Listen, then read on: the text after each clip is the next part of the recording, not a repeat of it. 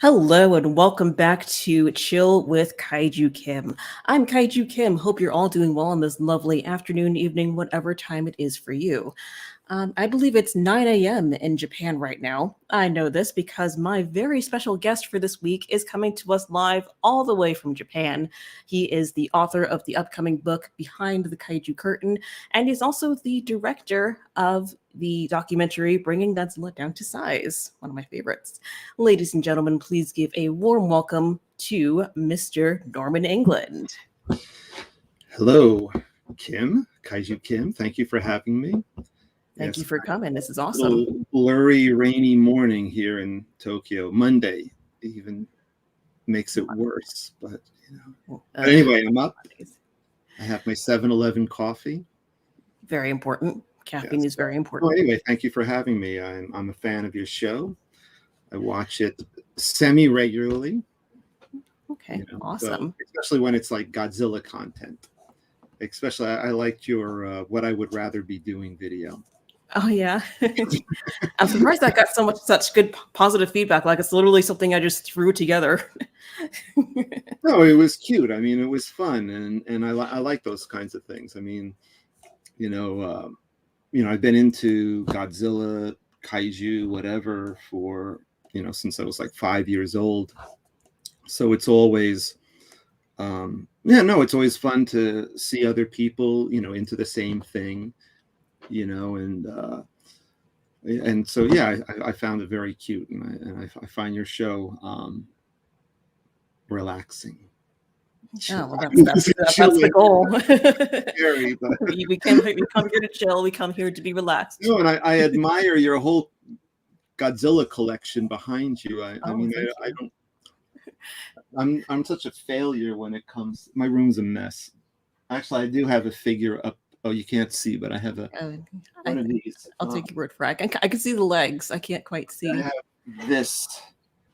Oh. And I this is one thing I have to complain about: the tag mentality, which didn't exist until like the late 90s. Like, is it tagged or doesn't have the tag? So I never know what to do. So I keep the tags on these things, even though I want to clip them off.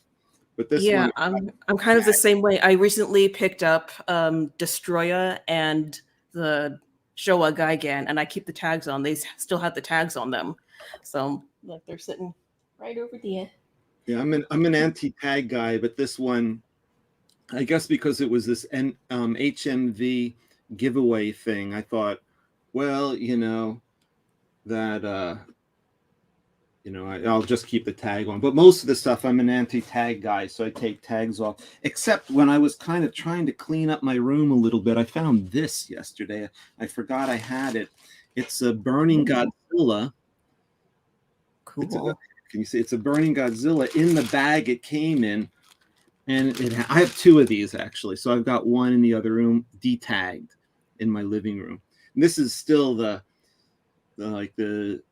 one of my two favorite figures that ever came out, because this came out, with Destroyer. It was in the theater. It was the first Bondi theater giveaway. Then they just did the giveaway, or not giveaways. I mean the exclusives. And then now we've just exclusives for everything. So the exclusive market has gotten kind of boring, but it was extremely exciting when this came out. And I was buying these by the box load and shipping them out to Sean Lincolnback, who was selling them. And it was I had this photo. It didn't come out so well, but I had this photo in my room with about 50 burning Godzillas, all lined up before I shipped them out.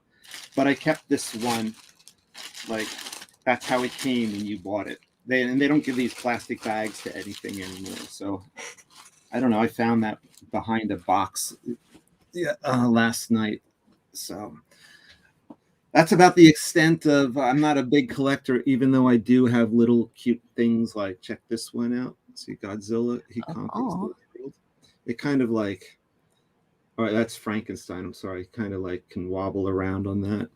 And I like to keep little things. My favorite Godzilla is the Destroy All Monsters Godzilla. oh, that one's so cute. Cute, nice. I like him. I want And it. I have this as a bottle top. I can't remember. This might have been like a Pepsi thing. I can't remember.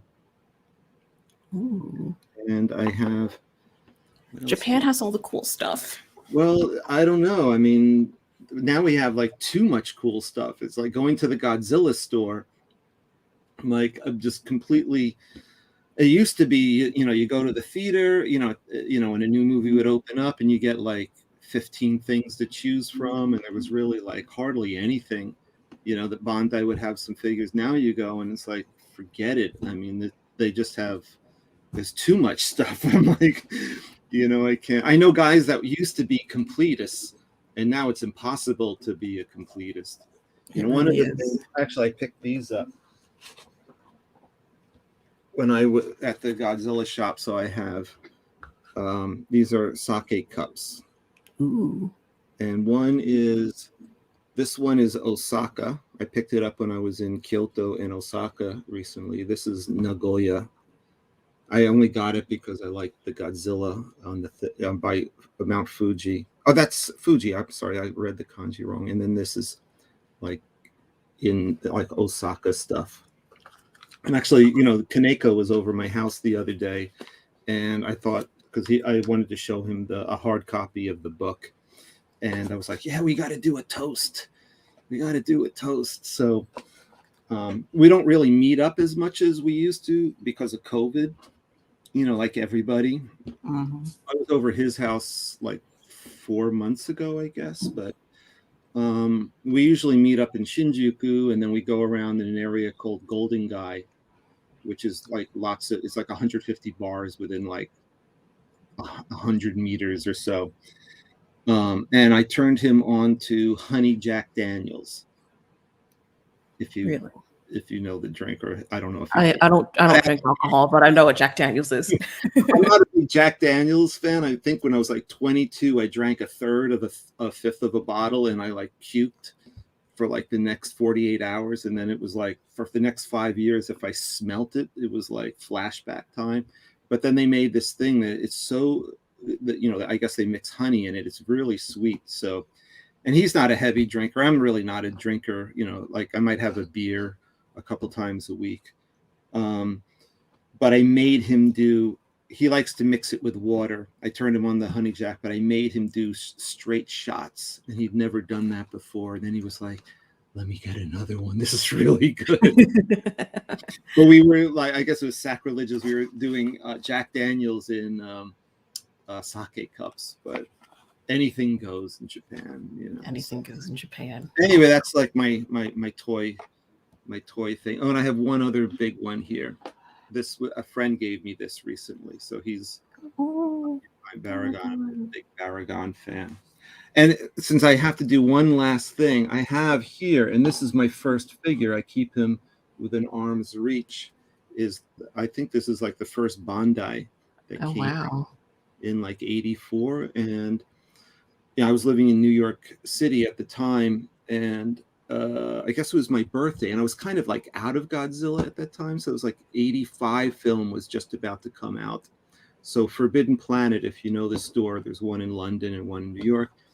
I guess they had imported some stuff because, like, speaking to Ed Gajicheski, that there was like 80. He says 80 for the '84 film was when they had the most amount of Godzilla goods he's ever seen. It was like, I guess, 9 years since the last one in '75, and they were really going all out. And so I guess Forbidden Planet got some stuff, and friends of mine gave me two things for my birthday. They gave me a Godzilla book, and they gave me this figure. And that was really kind of what pulled me back into Godzilla, because I was into rock and roll music at the time, and kind of like Godzilla had faded away as like a childhood thing. And then, as soon as '85 came out, so I guess that was like April of '85. Then when Godzilla 85 came out. I was there opening night, Times Square. There must have been like 35 people in the audience, but because it really wasn't, Godzilla has gotten a lot bigger. It was, I mean, everybody I think loved Godzilla back then, but it was just like not like a thing you could dedicate yourself to, and now it's really different. So there's a little bit of my Godzilla background. So.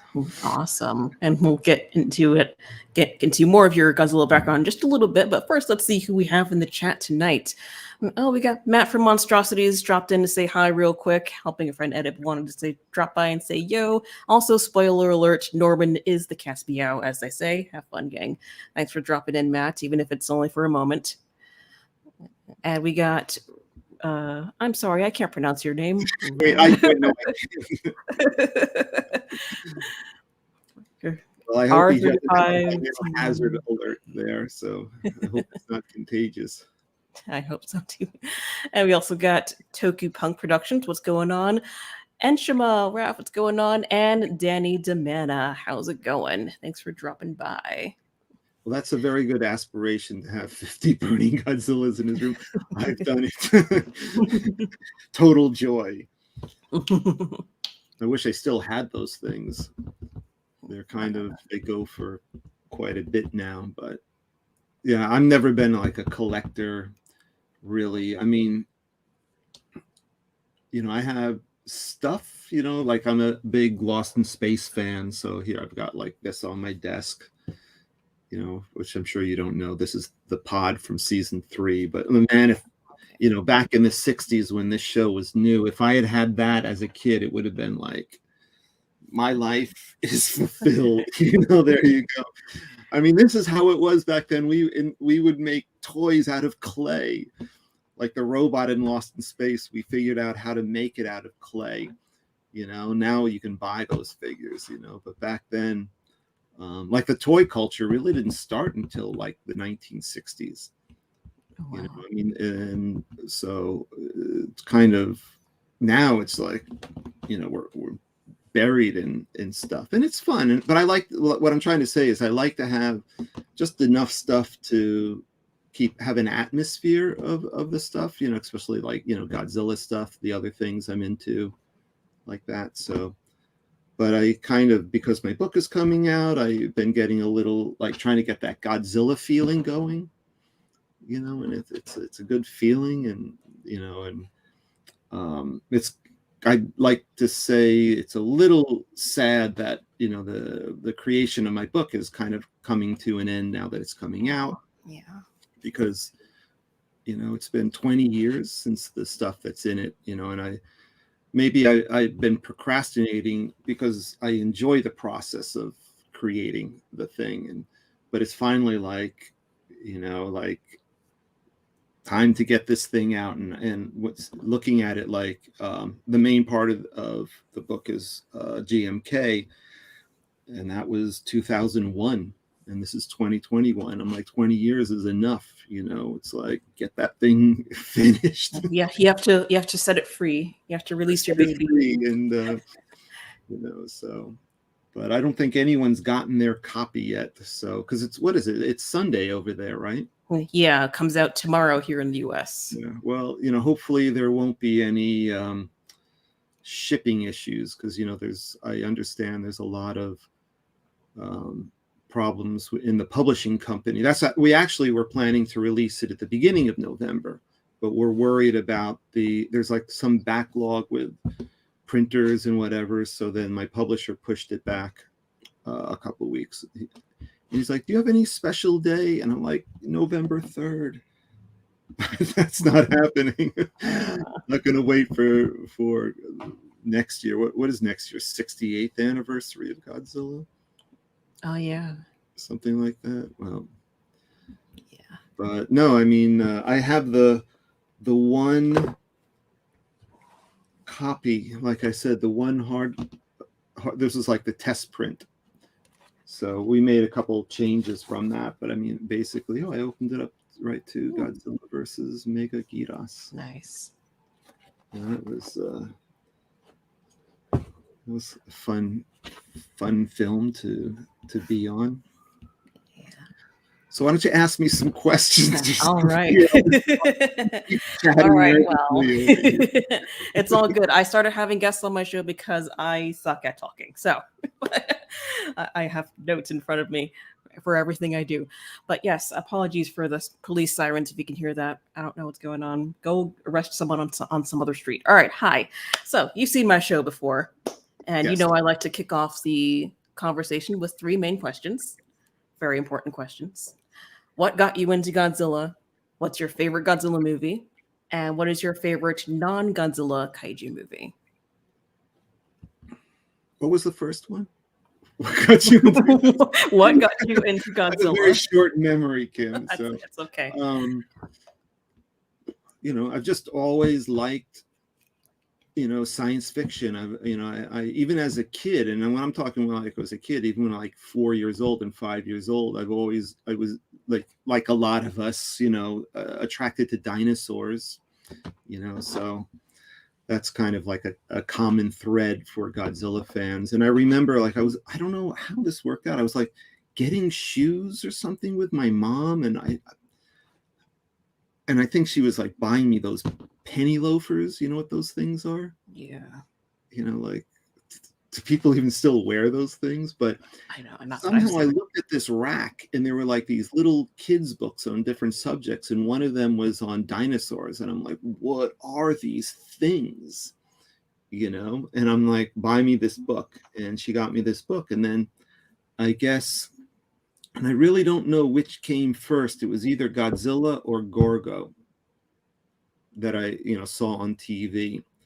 But I recently I've been subscribing because I'm a writer, and I write for a Japanese movie magazine, the biggest selling movie magazine in Japan, called Eiga Hiho, which means Cinema Treasures.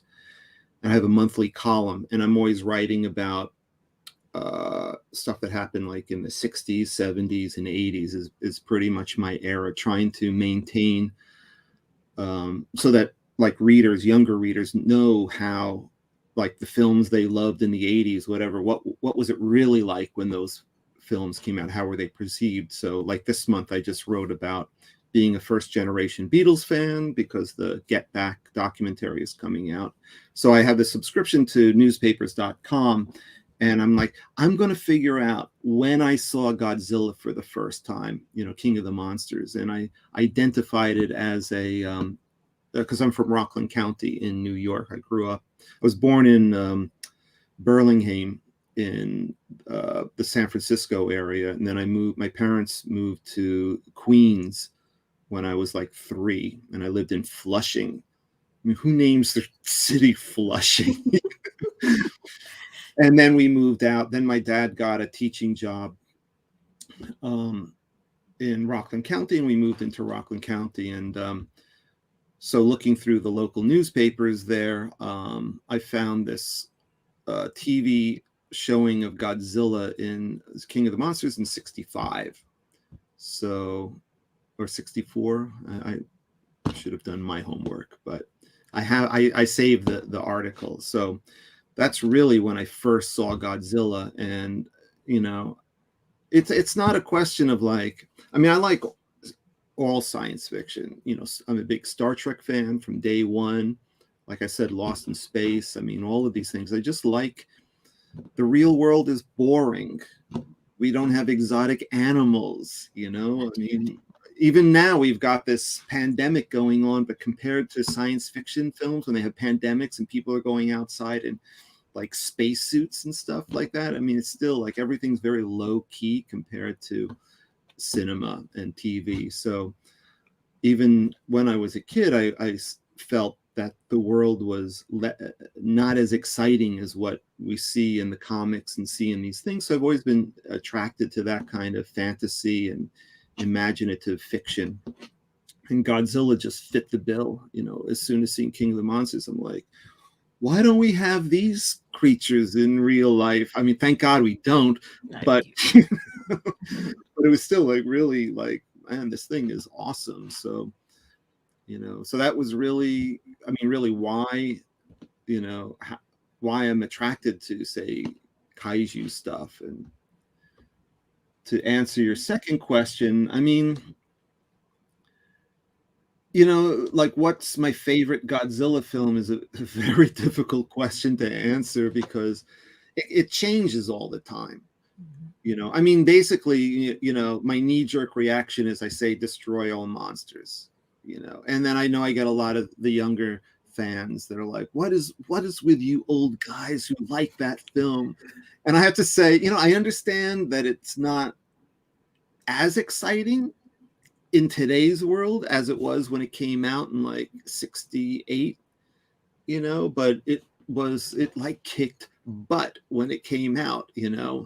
I saw it on TV the first time, so I don't know, that had to be like 10, 11, and that movie just like blew my mind. It blew my friends' minds, like all these like monsters and the Kilax, like, I don't know what is that. It's like they shrink or they melt and they're a worm going into a rock. I mean, what the hell? That's like the most crazy stuff I've ever seen in my life. Very exciting. And the music, that me and my brother would run around our yard just going dun dun dun dun dun dun dun dun dun dun dun dun dun, bum bum bum bum. So we really like it. Really, is an exciting film. So I mean, I usually say that's like my favorite one, but there's such variety in the Godzilla genre, and I go back and forth. I mean, like the Heisei Godzillas, I saw those, pretty much when they came out, and I loved them. Then I hated them. Now I love them again. It's like back and forth. I mean, so I have to say there isn't really a Godzilla film that I don't like. But I guess I have to say destroy all monsters because that's what I've been saying my entire life. Even though, these days when I want to sit down and watch a Godzilla film and get a Godzilla fix, I've been going to the Heisei series for whatever reason, more so than the Millennium series, because with the Millennium series, I was on the sets of all the films. So it's a very different experience, especially like a film like GMK, where I was pretty much on the set every single day. There's almost like not one scene where I don't have some memory about, oh yeah, this day was like this, we were doing this and this thing is going on. So it's not the same as if I watch, say, a Showa film or I watch a Heisei film. It's just the movie, even though since moving to Japan, getting involved in this world, I know a lot of the filmmakers, that are involved in behind the scenes people. So it's a little, I still even now have a slightly different relationship with the films, but so it's difficult for me to really like be a pure fan and watch the Millennium film. So I kind of have those, I kind of ruined it for myself as a fan, if that makes any sense for you. Yeah. Sometimes they say if you really love something, don't get involved with it because you'll have difficulty being like the fan. You'll get all this, backstage baggage going on with that. And to answer your other one, I guess it's kind of tough. I mean, I'm not, yeah, I like kaiju stuff, but I'm kind of, and this is a joke, I tell people I'm a Godzilla snob. I kind of limit myself to the Toho universe. But of course, I love, the Gamera films, the Showa Gamera and Kaneko's Gamera films. The Heisei Gamera films are wonderful. War of the Gargantuas is one of my favorite films of all time. I saw that 3 times in the theater. Double bill with Godzilla's Revenge still remains like the greatest double feature of all time in my life. And Frankenstein Conquers the World, that's another wonderful film. So I'd have to say, even though, like, say, with War of the Gargantuas, I love it as a movie, but I can't say that the brown and green Gargantua are really like my favorite kaijus, or I think the film is really fantastic, but I mean, I'd have to go, if I'm going to go outside the Toho universe, I mean, I have to go with Gamera. You know, I mean, I know I got to come up with a more answer than can I say Minya? I got my Minya figure. Actually, I have this, but I have my Bandai in the other room. Gimantis. I'm a huge Gimantis fan. And I actually have an episode in my book where I was over at Kaneko's house, and he's trying to come up with a story for GMK. And he's telling me, what do you want to see? I'm like, Gimantis. And he's like, you're kidding, right? I'm like, no, Gimantis. And then his son, Suzuyuki, who's now, God, he's got to be like, in his late 20s now, but he was just a kid back then, and huge kaiju fan. And he's now a filmmaker and a script writer. Very brilliant boy. But he, like, you see, I got this figure. I bought 2 of these, and I had given him one as a gift. So we're in Kaneko's living room and holding the Gimantis, and we're both going Gimantis, or like Kamakira, Kamakiras. And Kaneko's like, it's just a praying mantis with a hormone problem. That's basically what it is. But I still think Raph wants to know, do you like all of the Gamera films or just the 90s trilogy? All of them for different reasons, But fair enough. And I just have to say one thing. Then I was reading some interview like with Kaneko like years later, and he was talking about early ideas for GMK. He's like, I had this idea about using Gimantis in the film, but I couldn't really get it to work. And I'm like, yeah, that was my idea. You don't remember that? Oh, was that you? No, I mean show. I love the Showa films. I mean, they're like, we just see the I guess, I don't even know if they were Sandy Frank versions when I was a kid, but back in the 70s, they'd be on TV. That might have been before Sandy Frank. I'm not like an expert in that type of stuff, but which is the one? Is it the submarine one where they cut the elephant's nose, and then all those worms come out? Someone has to know what I'm talking about. It's like me and my brother, like, we got to watch it. It was like the grossest thing we've ever seen in our life. And it was like, like the Showa Gamera films were like much bloodier, even though they were toned down on TV, in the US. When I came to Japan, I rented some Gamera films, like the one where they're eating the kids' brains. The titles are not coming to me, sorry. And I was like, that the thing with a razor blade, whatever the hell it's called again, it's jumping in the air and cutting the Gauss in half, and slicing. I think that was that Zigra? Yeah, no, isn't Zigra the water one? Oh, no. I'm getting them mixed up. The guy with the ninja stars on the side of his head, that. I'm like, Virus? No.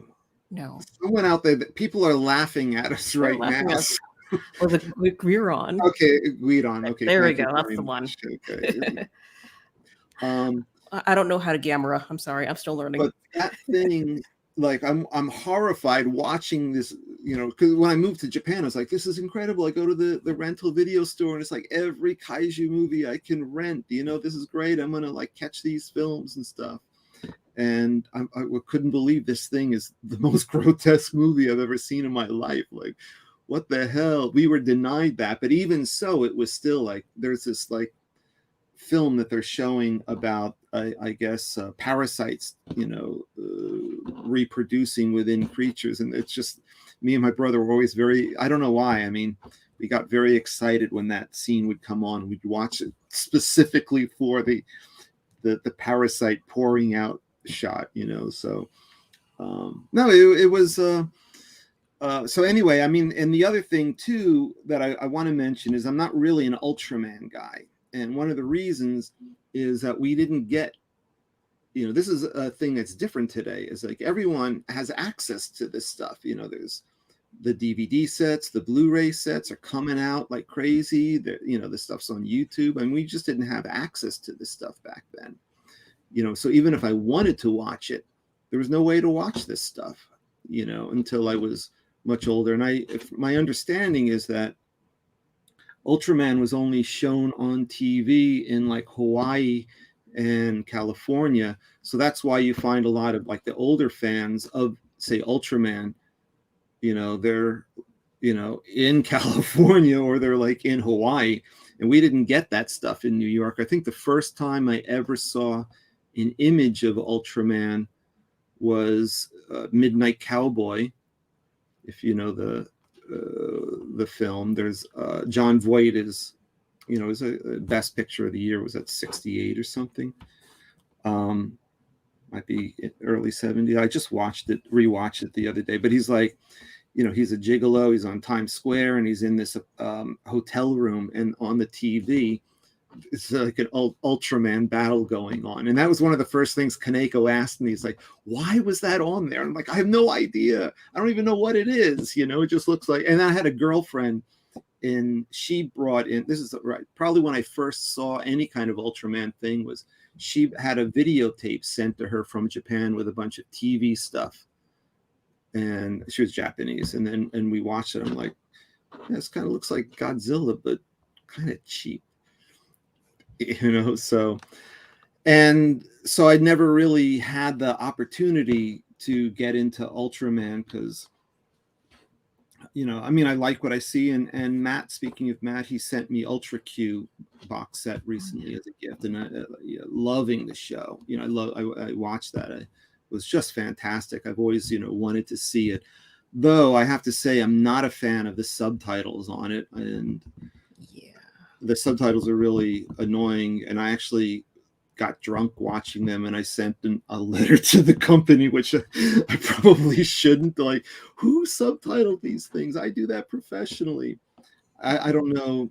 There's a lot of repetition in the subtitles, but still, I mean, the picture quality is fantastic, and the effects are very good. And some episodes are better than others, but very, yeah, I should start watching, because I have a lot of friends that work on Ultraman, and I used to, when Kaneko was involved with the Ultraman Max TV show, I was on the set of that all the time, and I had a lot of fun just interacting with the cast and crew. And I actually have a funny story. Like, when I went to the special effects set of Ultraman Max the first time, I walked in, and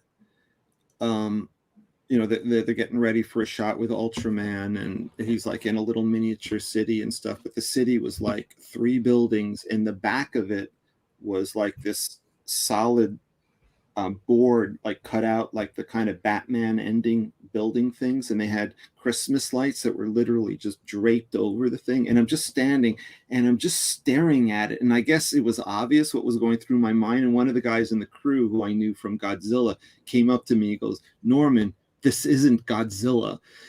And I kind of realized at that moment, it's like, oh man, I guess Godzilla really is the top, you know, the top tier of this kind of stuff. But I was just like looking at, like, is this okay? Like, what?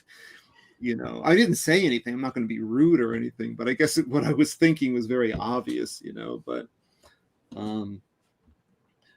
that was, yeah, and yeah, that's right. And when I met Kaneko the first time was at Nikatsu. I was walking around. That was my first time at Nikatsu Studio. And what was that? It was 90.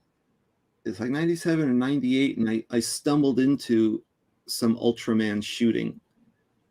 You know, I just walked into and that's written actually in my book. I just saw this like open stage, and I walked in. It was like, oh, cool, like a mountain, you know, like a miniature mountain, and a thing, you know, just hanging. I guess everyone was out on lunch break or something, because there was nobody in there. And I'm like, man, this is great. What is this? And I read because like at every studio door has the production written on the front.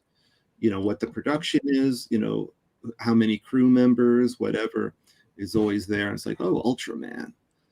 Yeah, but No, I don't have anything against Ultraman, and I just don't know it as well as I should. And it's, one of the things that that I'm trying to say that's very different today. I guess, fans today really are lucky in that they, like, all this information is out there, and they have access to this stuff.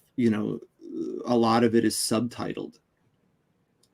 So I mean, we just didn't have that, when I was growing up. So, but the thing that I liked about my era was the sense of discovery. Like the sense of discovery. Now it's like I almost, like, let's say I'm 15 and I see this stuff. I'm like, oh my God, I get online and it's like you're drowning in information and people who, the kind of fan one-upmanship. It's almost kind of, I think, a little stressful to try to be like a green fan, a new fan, because you're really gonna get pulled through the ringer, I think, on Twitter, and Twitter more than, say, Facebook, because that's a little more, closed off to like your people and stuff. But no, there's just like, when I was a kid, there was like no information. You just had the films, and you might had a couple buddies, at school that were into the same thing, but that was the whole world, and you just had to, maybe Famous Monsters had some crappy articles, with Forrest Ackerman, the editor and writer at Famous Monsters, just like inferring stuff he sees from the film without having any actual, real information. So, I mean, we were definitely running blind there in the 60s and 70s. So, but it was fun. It was like, like that whole, you must be aware of that, there's a different ending for King Kong versus Godzilla, thing. And no, I mean, everyone thought it was true, and it was fun when we thought it was true. You know what I mean? It was like, oh, we're a bunch of naive fans. We don't know, but and it was that's why the 90s were really exciting. The 90s were really fun because that's when the communities were like coming together and we were starting to really share information, and people were like not hating each other. Nobody hated each other in the beginning, so that was really what was good. What I mean? Then getting the little clicks going and stuff like that. But the 90s was good, and when we were like comparing notes and information was coming, people were going more. It was easier to get to Japan. It was easier to get information. That's really when the information started to come to light and stuff. And it was fun. I mean, the different phases of this fandom. So anyway, I'm pleading Ultraman ignorance here. So be gentle. Did I answer your questions? I don't know. Yes, you did. Like, I don't get up. I mean, this is usually when I'm like waking up and looking at my phone. Do I really have to get up today? Yeah, I'm the same way. I move in slow motion in the morning. But yeah, so let's go ahead and talk about your book that is coming out tomorrow here in the US. I'm very excited about it. Can't wait to read it. Thank you. So, when did you know that you had to write this book? Like, what sparked the inspiration for you? Like, I guess it was being on all those sets. You felt like you had to share the story. So, like, when did it click for you that you had to like work on this book? Well, when I was on the set, I was kind of on the set as a writer, because I was writing for Fangoria. And I was also I was doing Kaneko's website at the time. And, like with Fangoria, even magazines have changed a lot. Like back then, a writer would go to the set one day, look around, talk to everybody, and then you would write like a 3 or 4 page article, for the magazine. And I managed, because I was on the Godzilla, I was involved, let's say, with GMK from April of 2001 up until December the premiere of it, going to Shinada's, the suit maker's studio, watching them mold Godzilla, watching them make Godzilla, then the suit tests at Toho, and then just when production started in May of 2001, I was going, I'd be on the live action set, running to the special effects set, going back and forth, or just staying on the special effects set, or getting on the bus at Toho in the morning, going all over. So I had like way more information than I needed for this. And naturally, I feel like, okay, yeah, I've got to do something with this information. Partly because I don't think the crew people get that much recognition. It's always like, I listen to a lot of kaiju podcasts, or I watch, different videos, and people are always talking about like Kaneko, or they're talking about Higuchi, or they're talking about maybe Tomiyama, sometimes a producer, or what I mean? It's always these top level people. And when I got involved with Godzilla, I'm like, man, there's like 70 people on the effects set, and there's like 40 people on the live action set, and they're all creative people. They're all, the film would be different without these people, and I don't want to call them unsung heroes, but they kind of are. So I mean, originally I was thinking, just to do like a kind of, a making of book of GMK. And I was talking to my editor, Fangoria, Tony. He was like he was introducing me to publishers, and no one was biting. I mean, we're talking 2001, and Godzilla is like basically, the lowest point in Godzilla's popularity. So, and then as I, got involved with Mecha Godzilla, Tokyo SOS, and to a very small extent, Final Wars, I'm just trying to think like, what can I do that's different from other kind of making of books, and how can I keep the humanity of the Godzilla set? How can I present that? If I do a straight making of book, it's really, those things, I find them kind of dry, like impersonal. And I guess if you know me, I'm kind of like a big chatterbox, and I like to talk to everybody on the set, and I like to make people laugh. I mean, like, I'm not a clown or anything like that, but I like to have a good time when I'm doing things, and I like to find humor in the situation. And I think that's one of the reasons why I had a good relationship with the crew on the Godzilla film, was because I was bringing a kind of off the wall kind of point of view. I wasn't getting like geeky otaku on the set, even though inside I was like, oh, this is really cool. But I just sort of knew how to lighten things up, and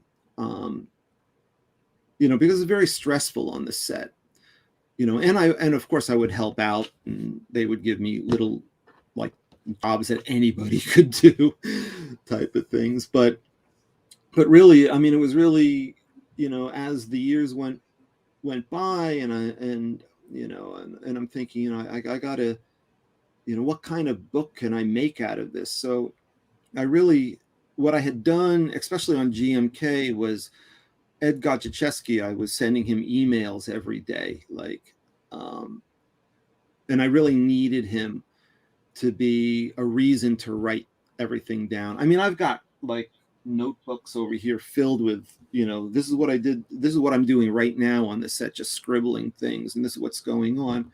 So I've got, I mean, literally, I've got, hundreds of pages of emails and notes and everything. And when I guess about in 2010, I decided to start to work on this thing. I put all the emails, ones I sent to Ed, ones I sent to other people, and I wound up with like 500 to 600 A4 pages, single type of stuff. I'm like, oh.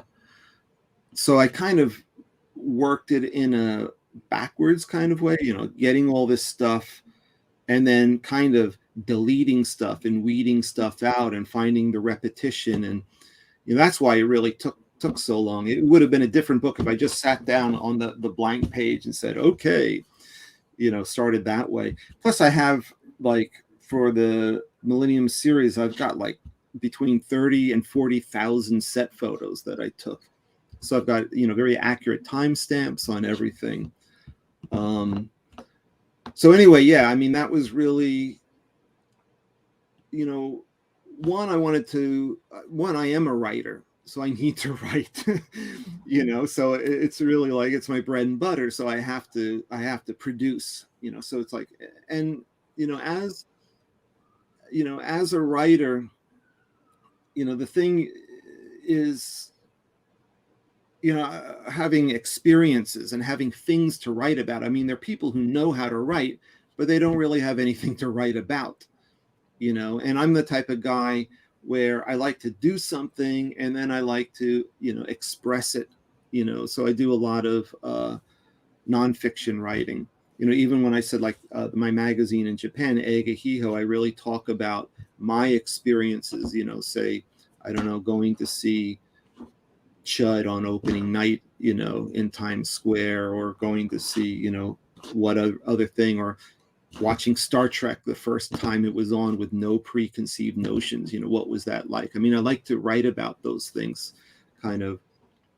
So I really looked at, like, I've been developing this style. So when it really came down to doing this book, I'm like, okay, decided, that I want to do it, tell my story in a journal way. And I thought that that would be the best way for readers to really get a sense of what it's like to be on the Godzilla set, and who are these people? And rather than do like profile pieces on each person, blah, blah, blah, I thought to be able to humanize it and, show how I interacted with them, and the kind of conversations I had with people on the sets, and the funny moments, and the angry moments, and the the camaraderie, and the sometimes aggressive moments, and sometimes ridiculously stupid, like, what the hell is going on? Who are these people? I mean, they're all misfits, really. I mean, to be a filmmaker, you got to be a kind of social, more so than in Hollywood. The people because you don't make a lot of money. Filmmakers generally don't make a lot of money. But even in Japan, it's a worse situation than it is in the US. I mean, we have no union here. You really get abused. So you really have to, one, not be able to fit anywhere else in the world, have a creative drive that you're not satisfying through other work. So the filmmakers here are this completely alternate community. And that's why I thought, like, if I did the book in this way, showing my interaction, how I broke into this, and how I spoke to these people, how they related to me, I just thought that that would be the most interesting way to present, both their story and my story. So that was really, yeah. And I'm not the quickest writer in the world. So 20 years later, Here we are. and it was still, I mean, I still wish I had like another 2 months to work on the text, but that's what and any writer will tell you. It's like, there was a great tweet by somebody who's like, yeah, finding, mistakes 2 weeks later, that's the greatest, proofreading, after it's been published, and then opening up and going, oh my God, what did I do? But I've been pretty good, like when I got my publisher, we met, he gave me, the test printing of the thing, and I'm like, popping it open, am I going to kill myself? And I'm like, oh wait, I'm okay with this, so yeah. So I mean, I found a couple little things. I wish I could get one more pass through the thing, but even if I had one more pass, I'd be asking for one more pass. So I'm 90% happy, maybe more. So, and I think that's pretty good. To be able to say that, because I hate to reread my old articles, and stuff like, I should have done this. I should have written it this way. And I think every writer, I mean, I do subtitling too. And I know every subtitled person is always like, I hate to read my old subtitles, because you're always like, why did I phrase it that way? I could have done it this way. And I don't think the audience really noticed. It's like, I used to be a musician, and the audience would never notice like little mistakes, but the band members were like, that was terrible.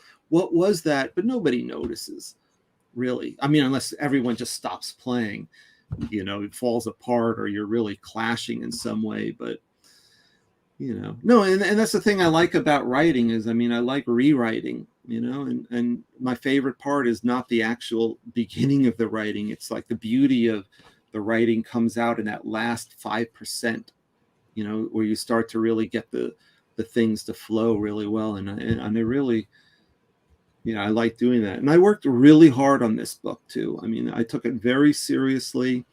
And I mean, I want people to know these people, not just, like I said, not just Kaneko, and even the actors. I mean, I think, I know you're a Godzilla 2000 fan, and I think you'll be like, I mean, I had a good time. I didn't really know the actors that well, but I had like a good time with them on the set. They're very personable, and they're very, I just regret like the young, the girl in the film, what's her character? Eon? EO is her character's name. Right, EO. Jesus. She's so great. She's so adorable, and she's like there with her mom the whole time. And I'm like, now I wish I had like interviewed her, because she's just, who's this kid on this set? Like what is she? Who is this little girl? Like, whatever. And I didn't bother talking to her. And now like she's like my favorite character in the film. She's really funny and she's very natural. So she was a lot of fun, but I didn't really interview her. I didn't get to have any kind of interaction. But I actually have a funny Naomi Nishida story, who's the photographer in that film. Mm-hmm. I do some acting. I don't consider myself an actor, but I get called upon to make an idiot of myself in front of the camera. So this, I made, my last movie was a kind of a horror sexual film called New Neighbor, which was released in Germany. And my assistant director on that, she called me one day. She's like, I'm an AD on this TBS or Wow drama, and we need a foreigner in this one scene, and it's a lot of Japanese dialogue, but I recommended you. Can you do it? I'm like, yeah, sure, whatever. So I went up, and you'll like this. The name of the town where they shot it was called Kiryu. I'm like, I go to this. I've actually worked on 2 movies in Kiryu. It just cracks me up when I go over there. A real nothing of a town, but I hope no one from Kiryu is listening. But anyway, so I get over, and Naomi Nishida, she's the star of the film, So we're like, and I actually got to do a scene with her, just like walking past her, and then I had to do my lines in another room, and she was like a receptionist, But we're in the dressing room together, and I had been starting, working on my text for the Godzilla book. So I'm in the dressing room, and we have like, I'm there for 2 days, and it's really, it's not as glamorous. I mean, we just sit there for hours and stuff. And I'm like, so I go to her. You probably don't remember me, but I met you. I interviewed on the Godzilla 2000 set, and I took you to Studio 9 for the first time. And I got some photos of you with the Godzilla 2000 suit. And she's like, oh, really? Really cool. Like, okay. And I'm like, actually, I think I have a photo of you in my computer, and I'm like, check it out. And I just spin it around. It's got this great, and I use it in Fangoria, this great shot of her with Godzilla. And she's like, what? Oh, so you're not lying. Her attitude completely changed right at that moment. Like, oh, okay. And, so I guess I don't know if it's an interesting story, but it was just kind of fun. I mean, and the same thing like with Hotaru, Yukijiro. Like I interviewed him on Gamera 3, and I thought it was kind of serendipitous that the first bit of directing I did for my film, The Idol, was Hotaru. And I'm like, this is kind of cool. Like the first actor I ever interviewed in Japan is this guy. And then like 6 years later, I'm directing him, you know, in my own film. So I like those kinds of things, you know, that kind of development on things. And so anyway, I mean, like, yeah, no, I mean, that's to answer your question in my long-winded way. I mean, that's kind of the thing is, you know, I think when you read it, you'll get a sense of a little bit of, not so much on Godzilla 2000, because that was my first Godzilla set. And I was really like, you know, like, wow, what is going on? What is this place? Who are these people? What are they doing? You know, like I really like lost and, but having a good time about it, you know, and it is an adventure. You know, that's why I call it, you know, a journey. What do I call it? Onto Japan's biggest film sets, because it is a journey, you know. So that's what I want to do is I want to, you know, share this journey, an adventure onto not just say Godzilla sets, but I mean, these are the Japanese movie sets. I've worked on a lot of films, you know, since then, and the crews are same kind of people, you know, so you really, I think you'll get a sense of, you know, this is what the people who make movies in Japan are like.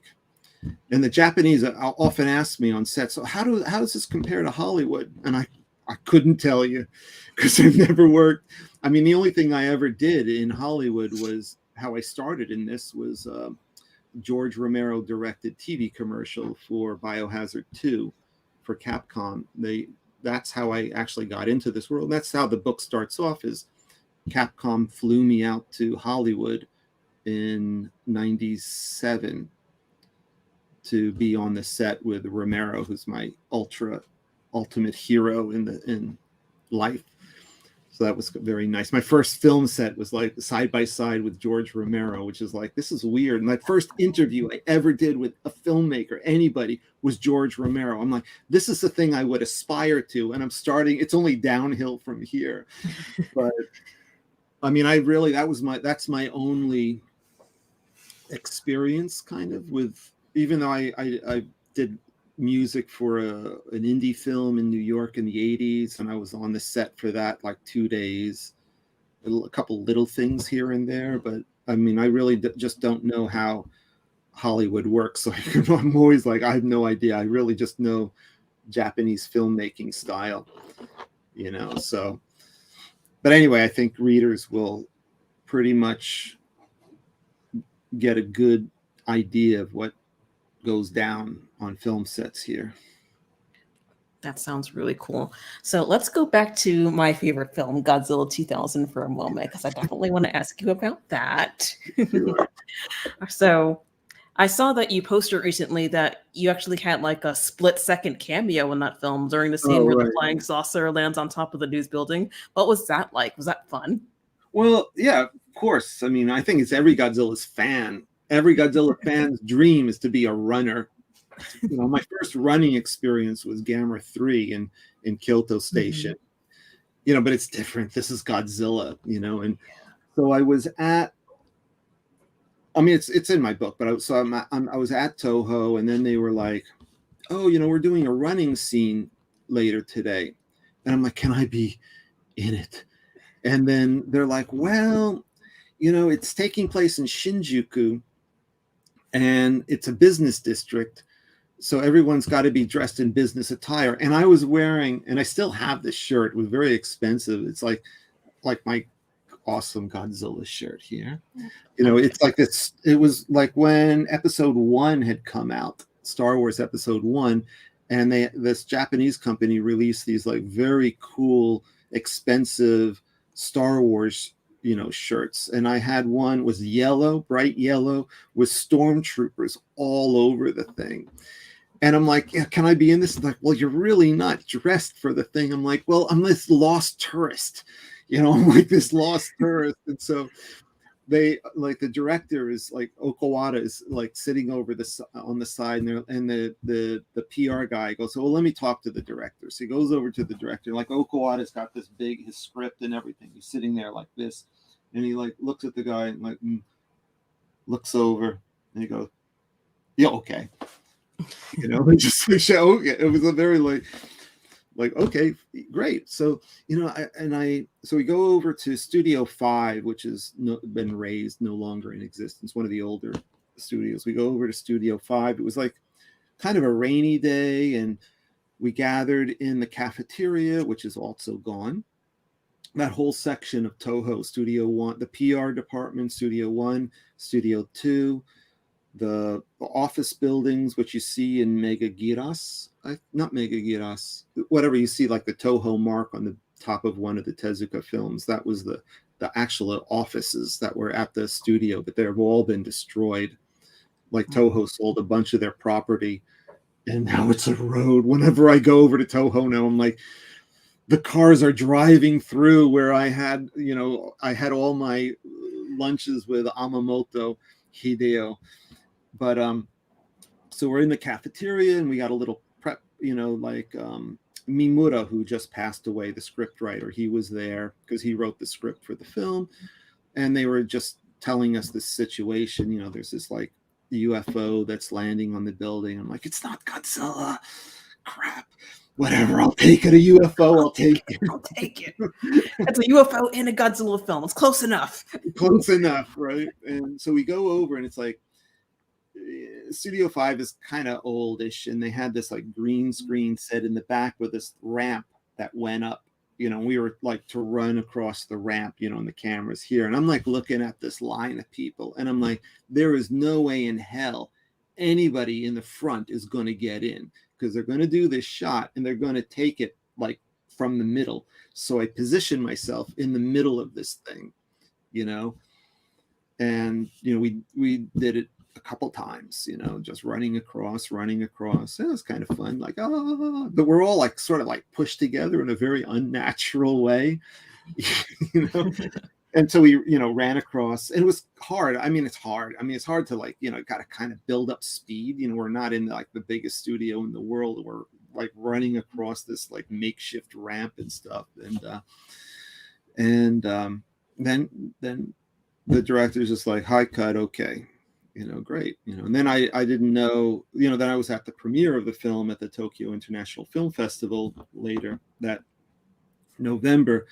And when that scene came up, like, it was like perfectly timed. Like, it starts off, and then my head comes in the thing, and I exit the shot. It was like, did they purposely just pick the one spot that I'm in? So I really like worked that out, and to my advantage. And yeah, it's like this yellowy blur thing going across the screen, but it was fun, it was fun. And it's like, yeah, I know it's me. If you know me and you look at it, then you'll know, oh yeah, that's that guy, it's that guy.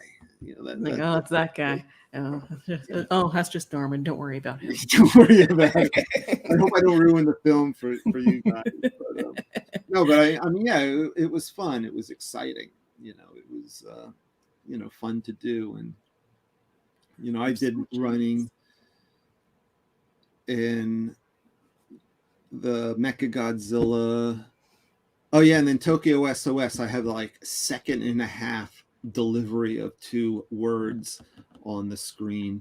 And that was kind of funny, because that was like, Tezuka came up to me and he goes, so Norman, you gonna run again this year? Like, very sarcastic. And I said, well, don't you have anything sitting down? I'm tired of running.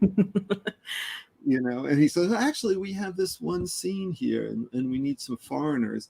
And it was weird, because the foreign actors are generally more expensive than Japanese actors when you go through a talent agency. And I'm not a part of any talent agency. So they hired like 3 guys. They hired 3 guys, and then there's like this guy, 1, 2, 3, 4. They hired 3 foreign guys, and then the people in the background, which you can't even see because it's all blurred out, just from that depth of field kind of photography. But they had Japanese dressed like foreigners. So you had 3 Japanese people in the back. They had wigs on. Like, you're going to love this. They had wigs on. So they had 2 that were like white people and 1 that was a African-American. And the guy had like this big Afro wig. Oh my on. God. You can't even see them in the film. Like, what the hell, but that was because it's cheaper to do it that way. I'm gonna look out for that next time I watch that. You can't even see it. I don't even know why they I'm gonna pause it. I'm gonna look for the Afro. Like, oh, what?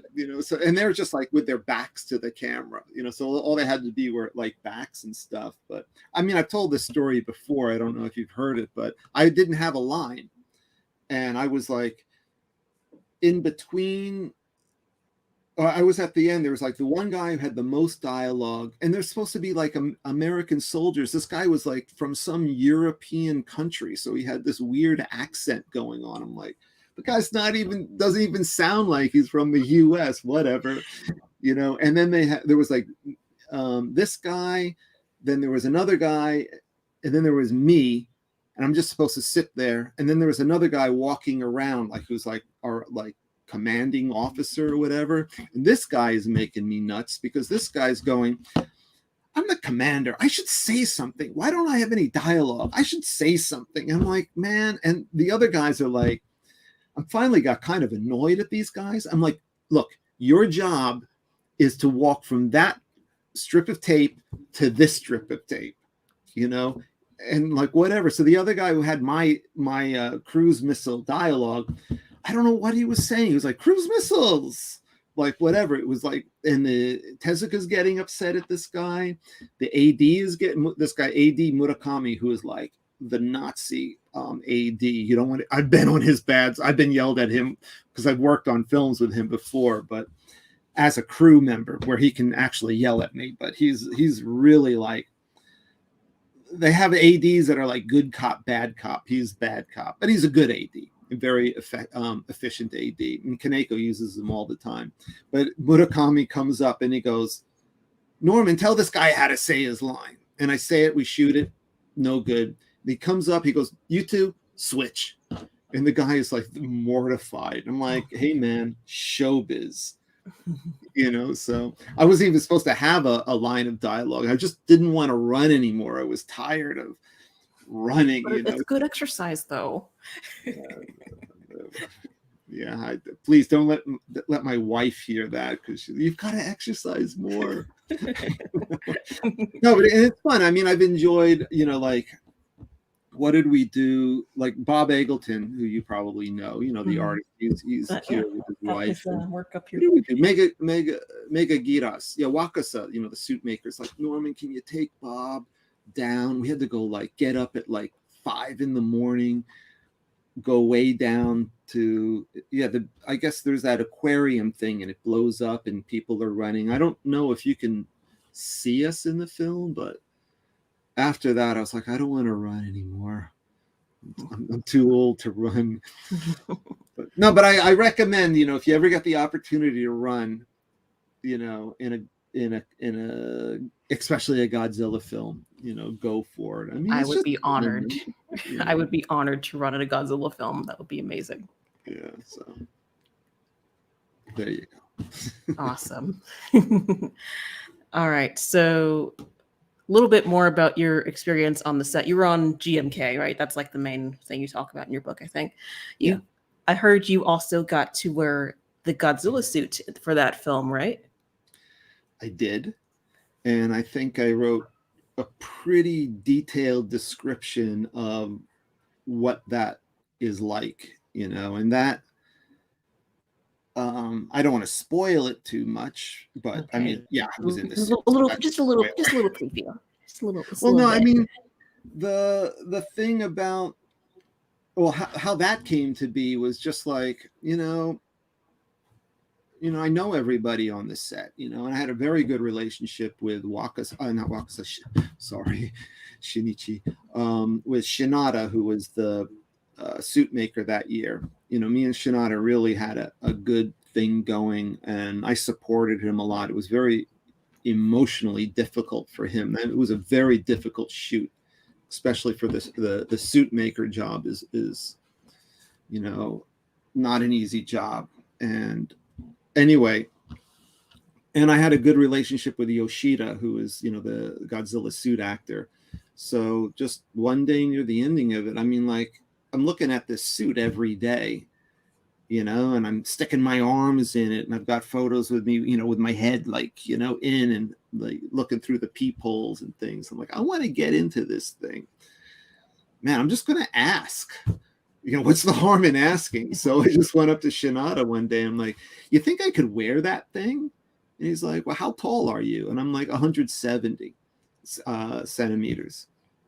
And he's like, oh, well, Yoshida's 171. You guys are pretty much the same. Like Tom Kitagawa, who's the other Godzilla guy, who's also a wonderful guy. We had a great time together on the sets.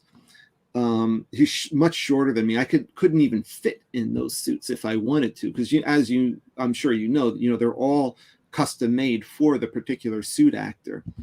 So I was pretty much, the same dimensions as Yoshida. So then Shinada's like, well, yeah, fine. I don't care. You want to wear it? You can wear it. We should check with the office. I'm like, okay.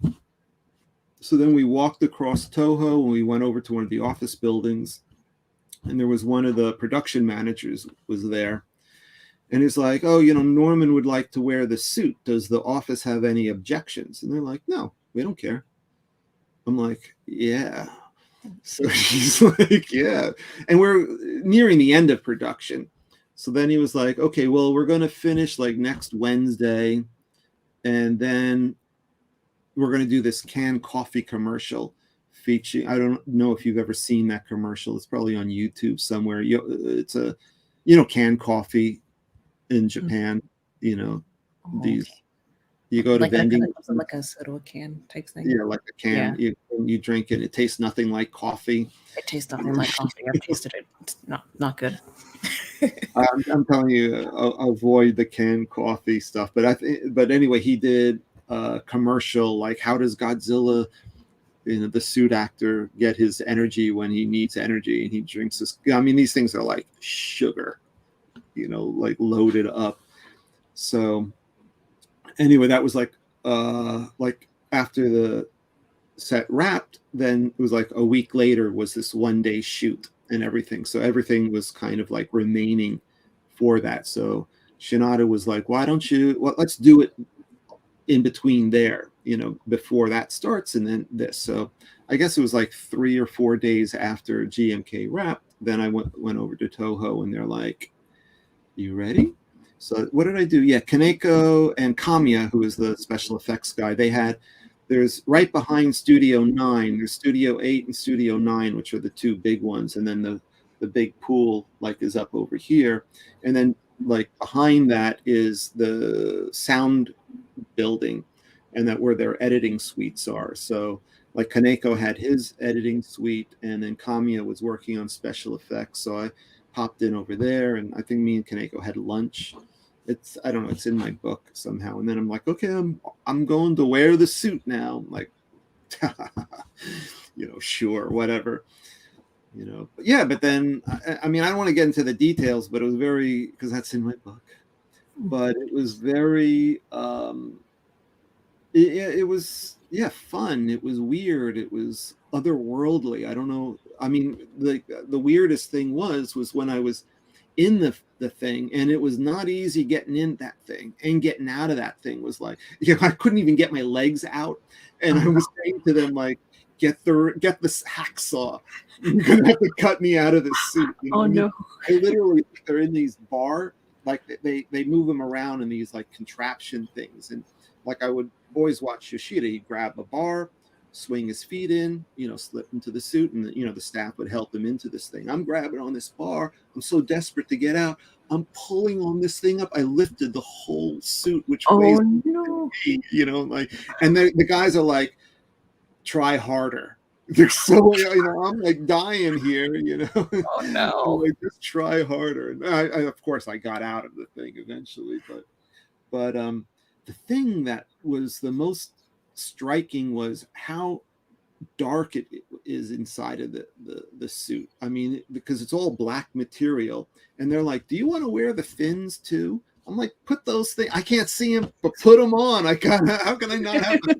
It's not complete without the fins. What do you mean? I got the fins on, and it was like, man, I can't remember. It's like, in a black room, just those little peepholes were the only things that were like, like I could look around and sort of see outside and stuff. And I would not be able to handle that. I'm scared of the dark. Well, I mean, I like to sleep in the dark, but there's always like a bit of light. You know what I mean? Yeah. So, when I was a kid, I would always have to have a light on and stuff, but I outgrew that. But man, that was like, really dark. And then the weirdest thing was, I had my hands in the thing, and I put one of the hands in front of me, and it's not my hand anymore. It's like, and I just lost all sense of who I am.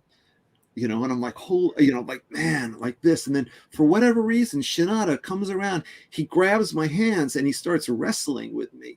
And I'm like I almost knocked the guy down. I was like, whoa, wait, we're just like screwing around here. You know what I mean? But I really like lost all sense of who I was. It was very bizarre. So you like became Godzilla in that moment. Godzilla, But no, it was really fun. And then, like I said, next week we had the canned coffee shooting. So I was, during lunch, me and Yoshida and Yuri, who was one of the art staff, the three of us had lunch together, and Yoshida's going to me, "I bet that thing stunk like me." That was like the big joke, like the suit, because he'd been wearing it, for the past like 4 months or whatever. So it didn't smell like that's what Shinada said. Did it smell like Yoshida? So I'm not that intimate with Yoshida that I know how he smells. But I mean, really, I have to say, the thing I have to say is, and I've said this before, is like I learned, how difficult it is, to wear the suit. And that was really the reason that I wanted to wear the suit, because this is what my function on the set was, to experience the set and then, share that experience later on, and I have written about in Rue Morgue magazine, I wrote about wearing the suit, and I think I wrote about it in Fangoria. I can't remember at the moment, but I've written about it before. I've written about it in the book. And so the thing I learned was that it's like not as easy as you think it is to be a suit actor, even though you think, oh boy, that looks really tough. It's really like, I don't even know, like Nakajima, man, that guy really, it was, I mean, just fortuitous, that this guy who can handle this just winds up being the guy in the first suit. The greatest suit actor winds up being in the very first suit. Like, they could have picked almost anybody, but he just seemed to, I mean, that's what's so brilliant about, especially like the original Godzilla, is just this team that came together, like the planets aligned and, whatever. So, I mean, I really learned that. I learned, that I just do not have what it takes to be a suit actor. So it is my career choice. Career day, suit actor X. No, thank you. I'll stick to video editing personally, and you stick to writing. But no, I mean, and the Toho has, the events now. They wheel the suit out, every now and then, and I go over, look at the guy, and I'm like, remember me? Remember me? Hello, I was in you. Oh, that's so cool. I'm so jealous of all your experiences, and I can't wait to read about them in your book. Yeah, I want it to come out already. And yes, I can't wait to have it in my hands and read it. So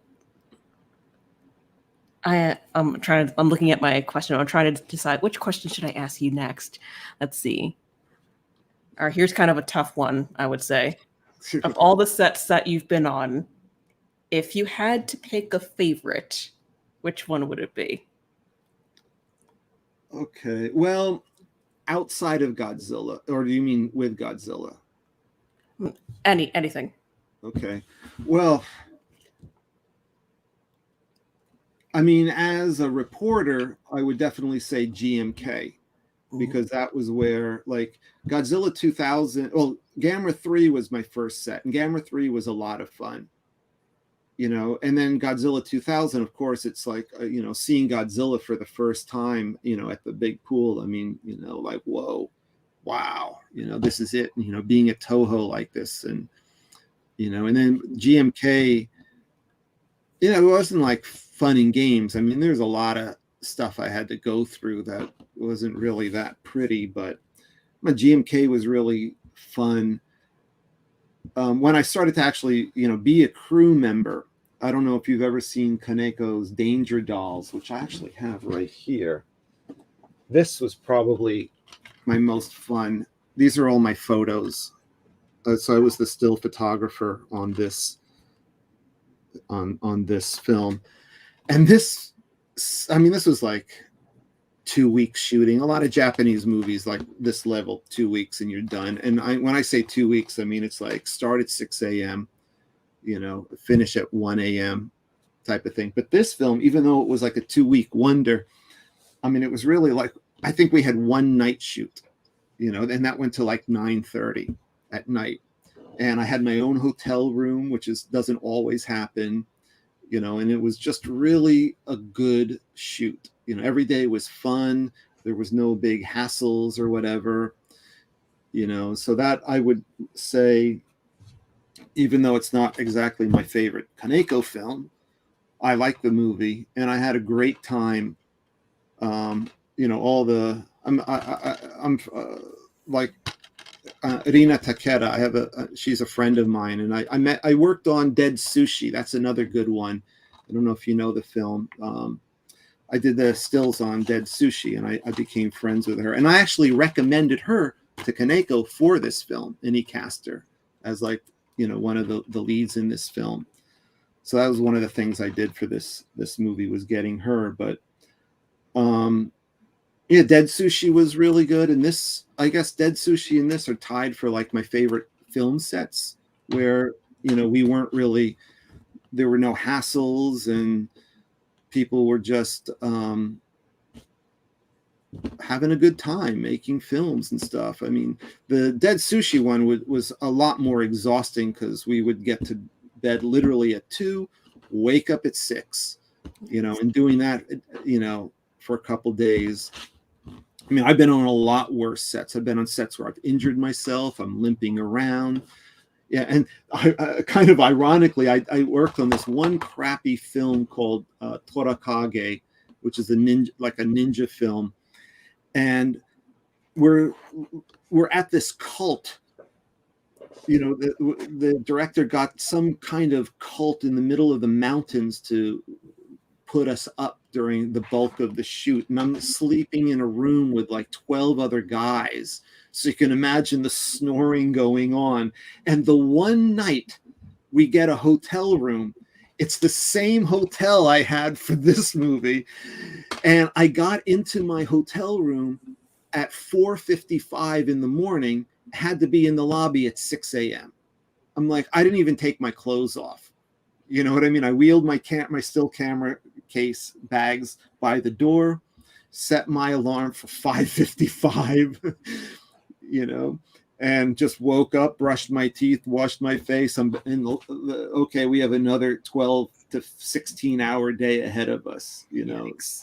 So those things are not enjoyable. But I have to say, like, the Danger Dolls was like, I got at 7 to 8 hours sleep every night, really fun. Kaneko's such a good director.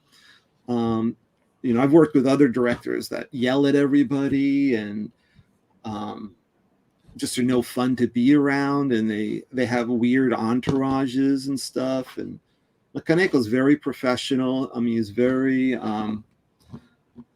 he's very respectful of people, and he's there to make a movie, so it's like, I always know when I'm on a Kaneko set that it's going to be very professional, you know, and you know, that there's no, like, not like these independent horror, you know, gore fest films, which I have worked on, which can be fun, but can also be like, you know, that culture with a lot of porn actresses who come in to be in horror movie kind of crossover type of stuff. And it can get really weird. And I don't do that anymore, just because been there, done that kind of thing. So I don't want to. That's actually another book that I'm working on right now, is like my real tell all.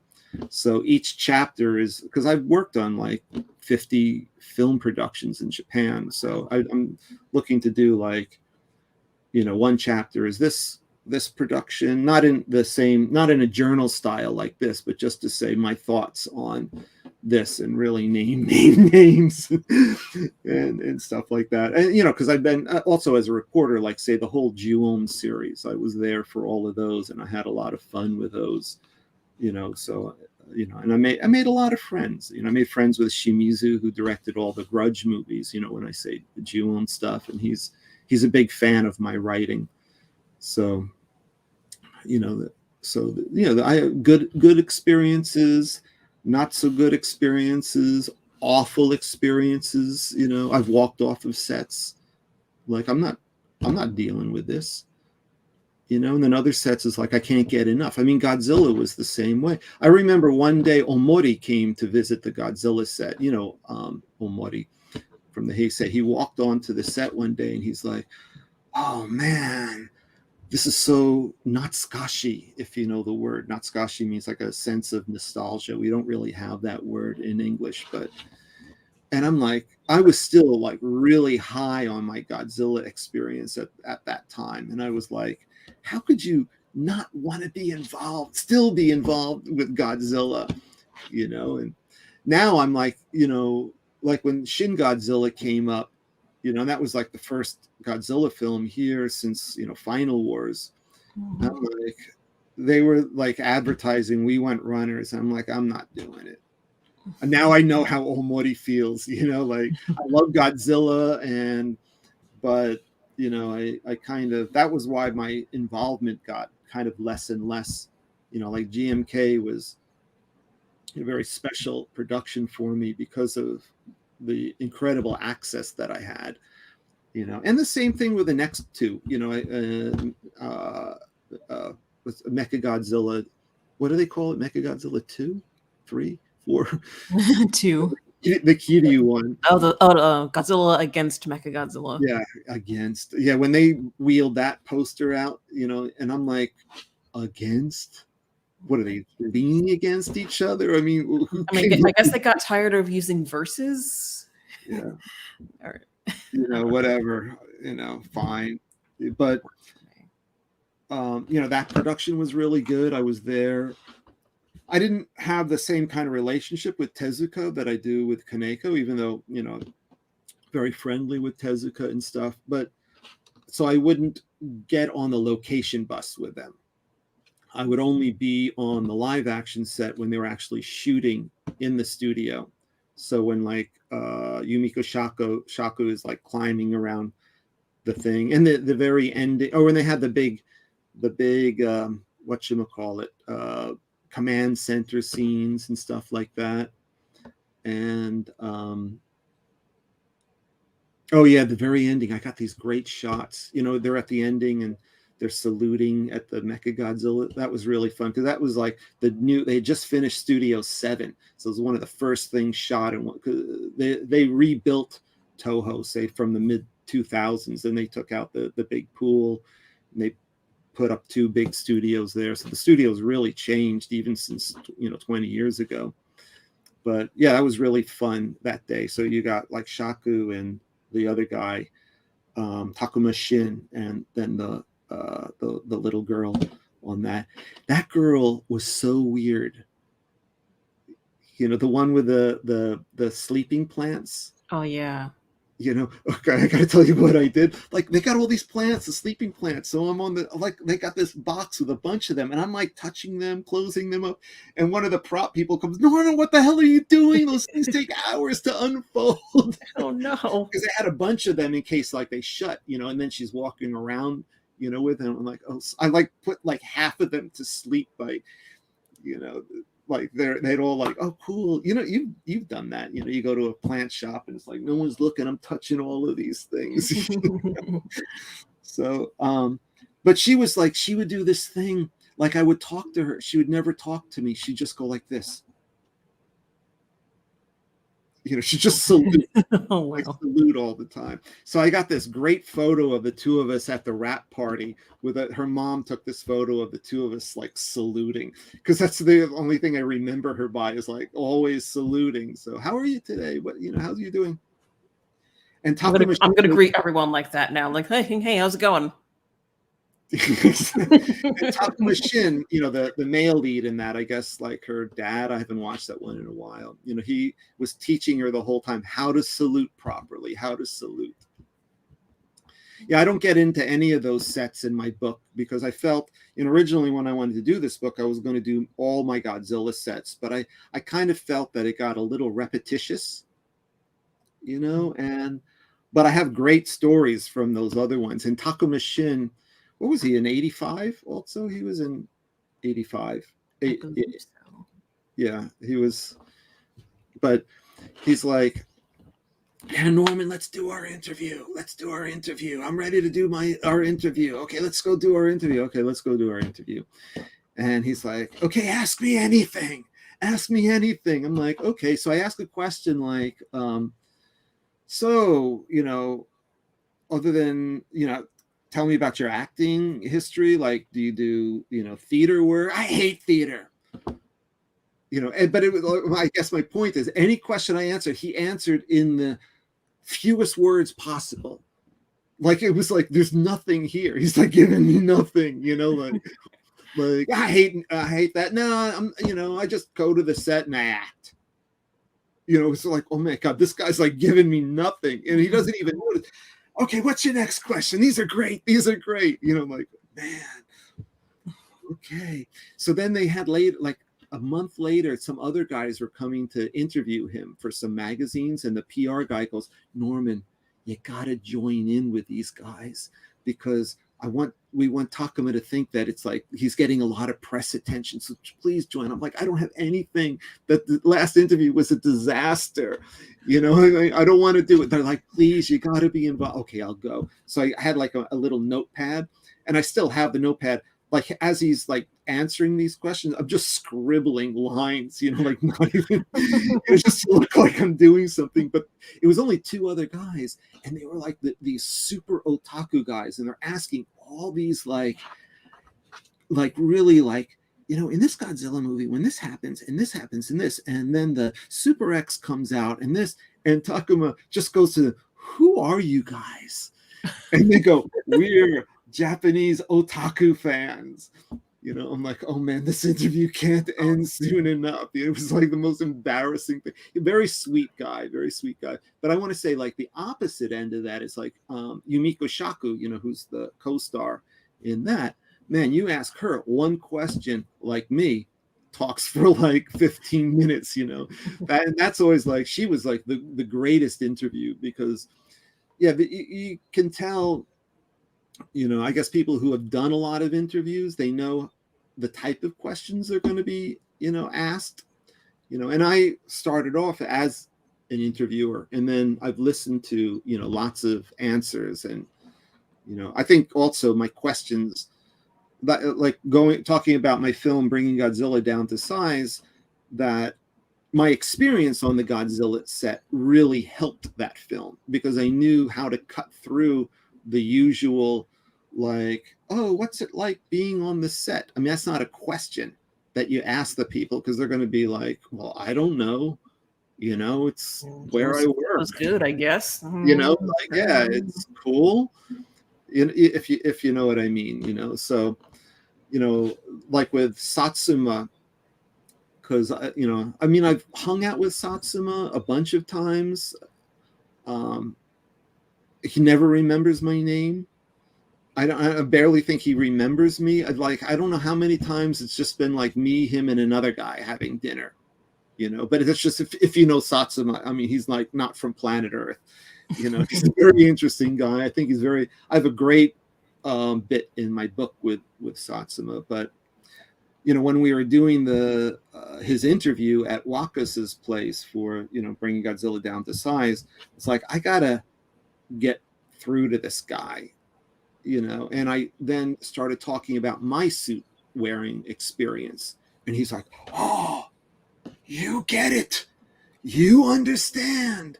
And after I did that, that really like opened him up, and he was really like forthcoming, not with the usual, spiel that like the standard answers, so that was actually, as a reporter thing, like the reporting jobs got me ready for being on the sets, and then the sets got me ready to be a better reporter later on by being able to like get through and know what the questions they want to answer, that where they can really express, what they've done on the sets. So that's cool. I hope I answered whatever you asked me. Yeah, I was actually, yeah. Speaking of your film, Bringing Godzilla Down to Size, I was actually going to ask you, like, did that play a role in writing Behind the Kaiju Curtain, like, at all or anything? No, not really. No, but I would, if I do that, my follow-up book, I'll have a chapter on that. And I have to say that making that film was a lot of fun.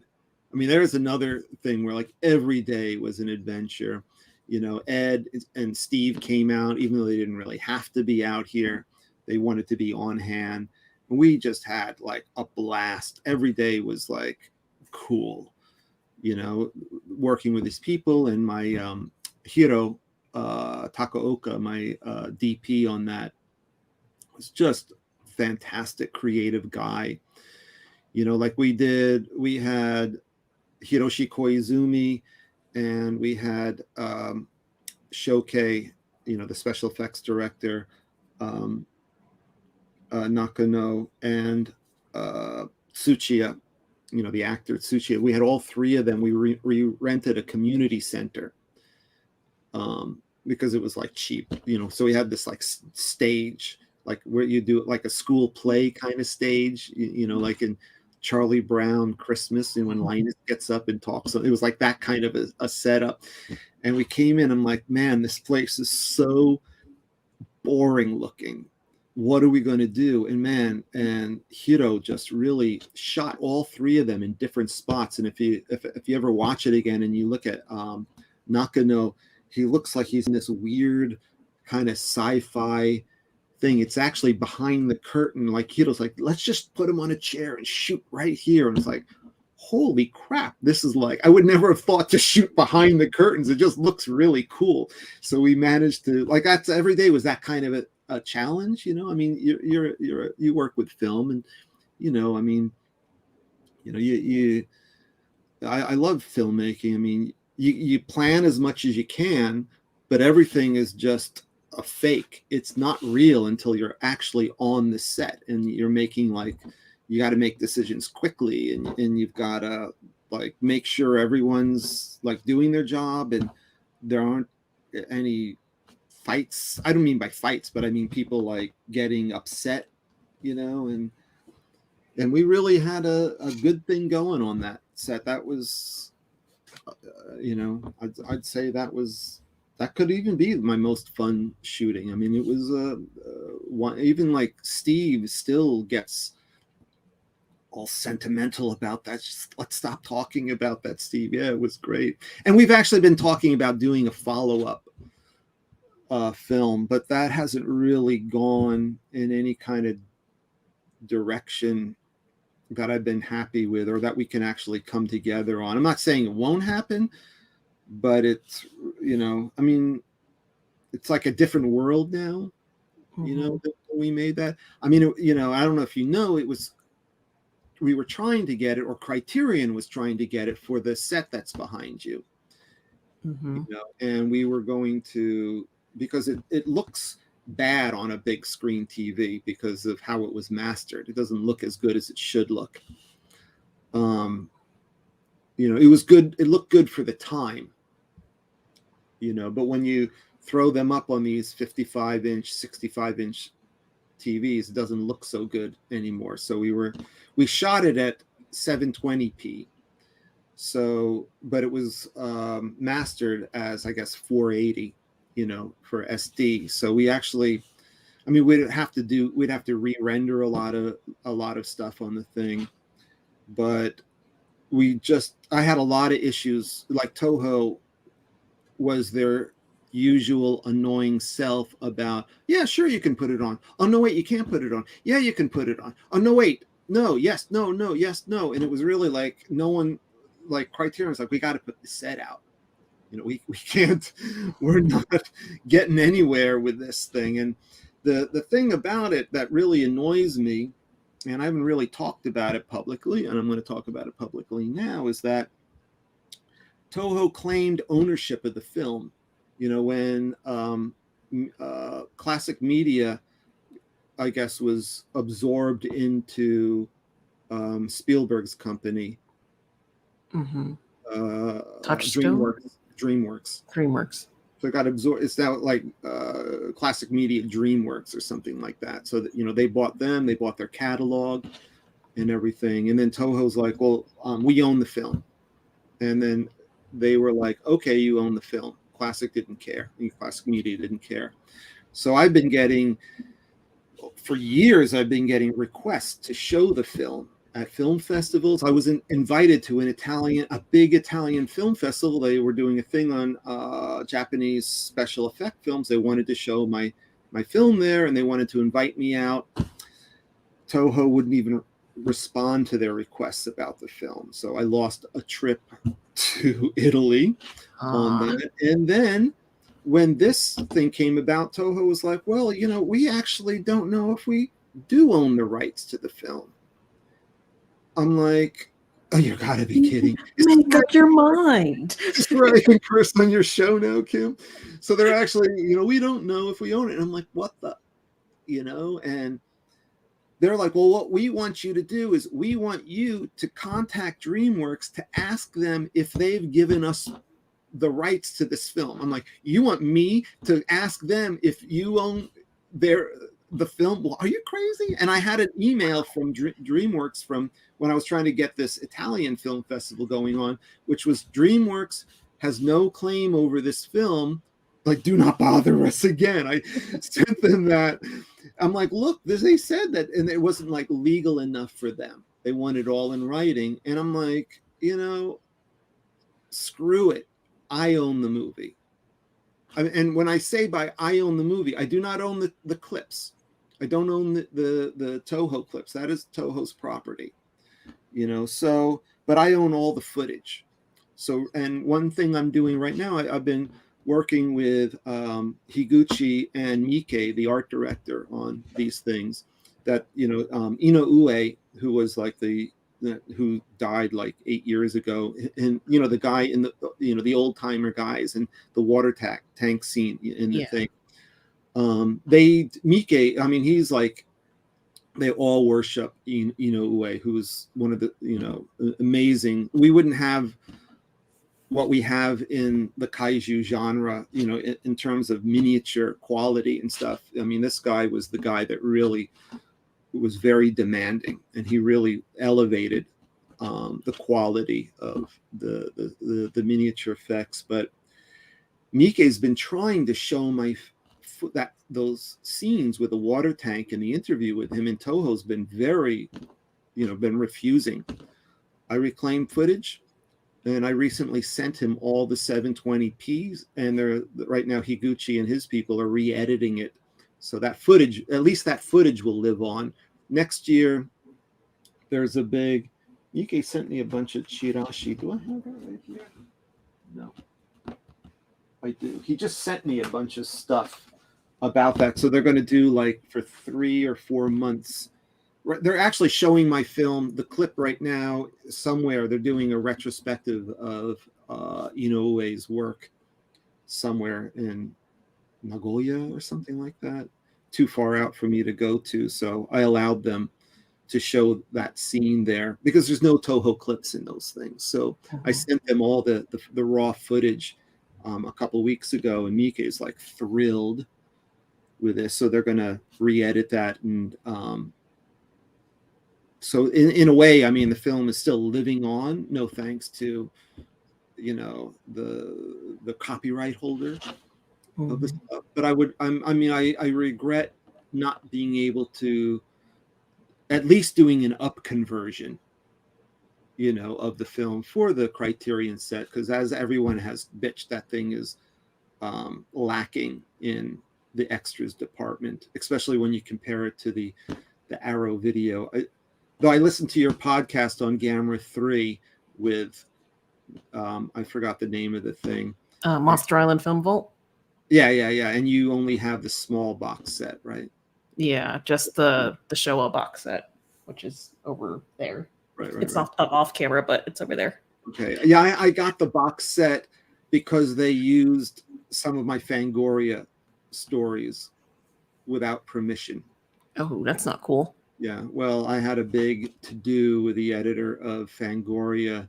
I was like, that you're legally not supposed to, legally I'm supposed to be involved in this, because when you write an article for a publication, what you're actually giving them, unless you sign a contract where you sign over the article, you're giving them what's called the right of first publish. So anytime you're going to reprint it, the writer has to be contacted, and that did not occur on this. I don't blame Arrow, because that's not Arrow's responsibility. They requested the company to include these pieces, so that was not very professional. This is the new Fangoria, like 2.0. And, but I don't do that kind of writing anymore, reporting writing. It's too much effort, and the pay is too low. Mm-hmm. If you know what I mean? Like, yeah, when I do these articles for Fangoria, I mean, I'd be doing better if I was working at McDonald's. Not to belittle anyone working at McDonald's, but think of the most lowest paying job in the world per hour, especially like GMK. I did several pieces on GMK, and I was able to turn it into something. Like I did this mammoth 10-page article for Hobby Japan. They paid me $5,000 for that, which was thank God, because it was I'm when you read my book, you're going to be I'm not working. I've got no money. I was teaching English. I did that for 20 years here, until I could fully switch over to, full-time writer type of stuff. But, I was I had my school teaching down to a minimum, and luckily my rent was really low. I was living in a place that actually Kaneko had the lease on. So we were splitting the rent, which I don't know, so I had very low rent, and that went on for a couple of years until he said to me, Norman, it's your place. Pay full rent. Okay. But I used to always have to meet him, give him the rent money, because it was in his name. So I lived in this place that was in his name until I moved into, now I'm living with my well, when I say my wife, I mean my wife to be. We were supposed to get married in 2020, but a lot of people, every plan went to, yeah. 2020 canceled everything. Oh boy. Comment from Danny DeMana. What a sad fate for what I consider to be the greatest English language Godzilla documentary ever made. Let's hope it gets resolved eventually. It's a documentary everyone should see. I agree. Well, thank you very much. And working on that, like I said, I mean, it was really the way that thing started. Ed and Steve had done commentaries, and they wanted to do some video oriented things. So I know Ed, and I think it was Brad Warner, if you know Brad, they went over to Inoue's place and they shot some camcorder interviewing him, and Ed showed it to me. I'm like, Ed, you're giving me a head. What are you doing to me? What are you doing to the genre here, Ed? This is no good. And he's like, well, then they talked about, well, we want to hire you as the director. I'm like, okay, great. So I thought that we were just going to do a straight, like, what is Godzilla type of thing. But Ed was like, the BBC did a very good piece on that. And that's, I think, on YouTube. It really just sums up the whole history of Godzilla. So we don't want to do that again. We want to focus in on, the miniatures and thing like that. And then when I got behind their concept, I was really, okay, cool. So I was like really the guy. They hired me. Then I pulled in all the staff. Like, we're going to need this. We're going to need this. We're going to need this. I had to get everyone to work on the cheap because the masters took half our budget in clips, clip rights. So that was half the budget gone. And then they claimed ownership on it. Of course. Like, what? Like, yeah, you can pay us for this stuff. And then it's ours once it's all done, said and done, okay. I don't know the logic, but fine, whatever. We still, pulled it off. But I was glad to be involved. And I was also glad to be involved because I knew, as much as, Ed and Steve are, brilliant guys, that they just were like fish out of water, and it was really fun. Like when we were interviewing Mike, Mike's the art director and all these things. And I've known Mike since Godzilla 2000. Even I didn't meet him on he was the art director for special effects on the Heisei Gamera and other films. But Mike, when we're shooting, like the water tank, we're doing this stuff, and he comes up to me, he goes, "Norman, I didn't realize you're such a serious person. Like, was I just insulted here? I'm seeing you every day on the set. You think I'm like, partying around, but no, I'm very serious about this kind of thing. And I, wanted to do, the best job that I could on the film. And I'm glad that, people still remember the film and that, they got something out of it. I mean, that's what I'm hoping to do with my book too, is bring something new that people, have never, to show the genre in a new way, and I mean, that's because I love this stuff, and I think that, I'm not a big fan of the company. And I can say the filmmakers themselves, nobody's a big fan of the company. That's what I was saying, like Mike, when showing my footage, the Inoue stuff. I mean, that poor guy, they do these, like Inoue's little funky hometown. They got to pay Toho a ton of money just to be able to show the stuff that he made for them. And Mike's just doing it because of, he wants to maintain, the memory of this guy, but it's like, really, okay. So, I'm glad. I told him, as soon as I went through that Criterion thing, I'm like, I own this footage. You want to use it? Because they've been refusing to even use those sections in the films. They're yours to use, and I want to give that to the Japanese fans as well, because speaking of Godzilla, it's a very weird relationship. Like, the Japanese are very possessive of Godzilla, and they like the fact that foreigners like Godzilla, but they don't get Godzilla. They use the legendary films and the 98 film as examples of how they don't get Godzilla. Mm-hmm. And I think more or less it's kind of true, but sometimes I think they're a little too, and I actually have this written in my book. I mean, this would be like, I had a guy on the set, on the GMK set, who gave me a hard time all the time, another reporter guy. And he was telling me once, like, because I couldn't identify some Ultraman character that I did not know the heart and spirit of the Japanese tokusatsu world. And I mean, like, what this would be like if I'm in India and I ask some Indian Star Wars fan, like, to identify this obscure robot. I mean, that doesn't mean, nobody would say anything like that, you know what I mean? But saying something like that in Japan is kind of natural, you know what I mean? Like, so in the good sense, the US, we're more sharing with our stuff. We like to, though I don't agree with it, we like to think that everybody can be an American. Everyone has an American inside of them waiting to come out, you know. And so we make films and music that's very accessible, you know, around the world. So, but the Japanese like to think that, you know, they take great pride in knowing or believing that only we understand ourselves, type of thing. So I'm always happy when, say, with this footage, where I can give something to the Japanese that they didn't have themselves, to show, you know, hey man, you know, you know, we get it, you know. But I understand. I mean, I've been living in Japan now. You know, next year I'll be 30. I'll be on my 30th year here, and you know, and it's one of those things, like, the more I learn about Japan, the more I know that I don't know anything about Japan, type of thing. I think I thought I knew more about Japan in my first 2 years than I do now. But of course I know more.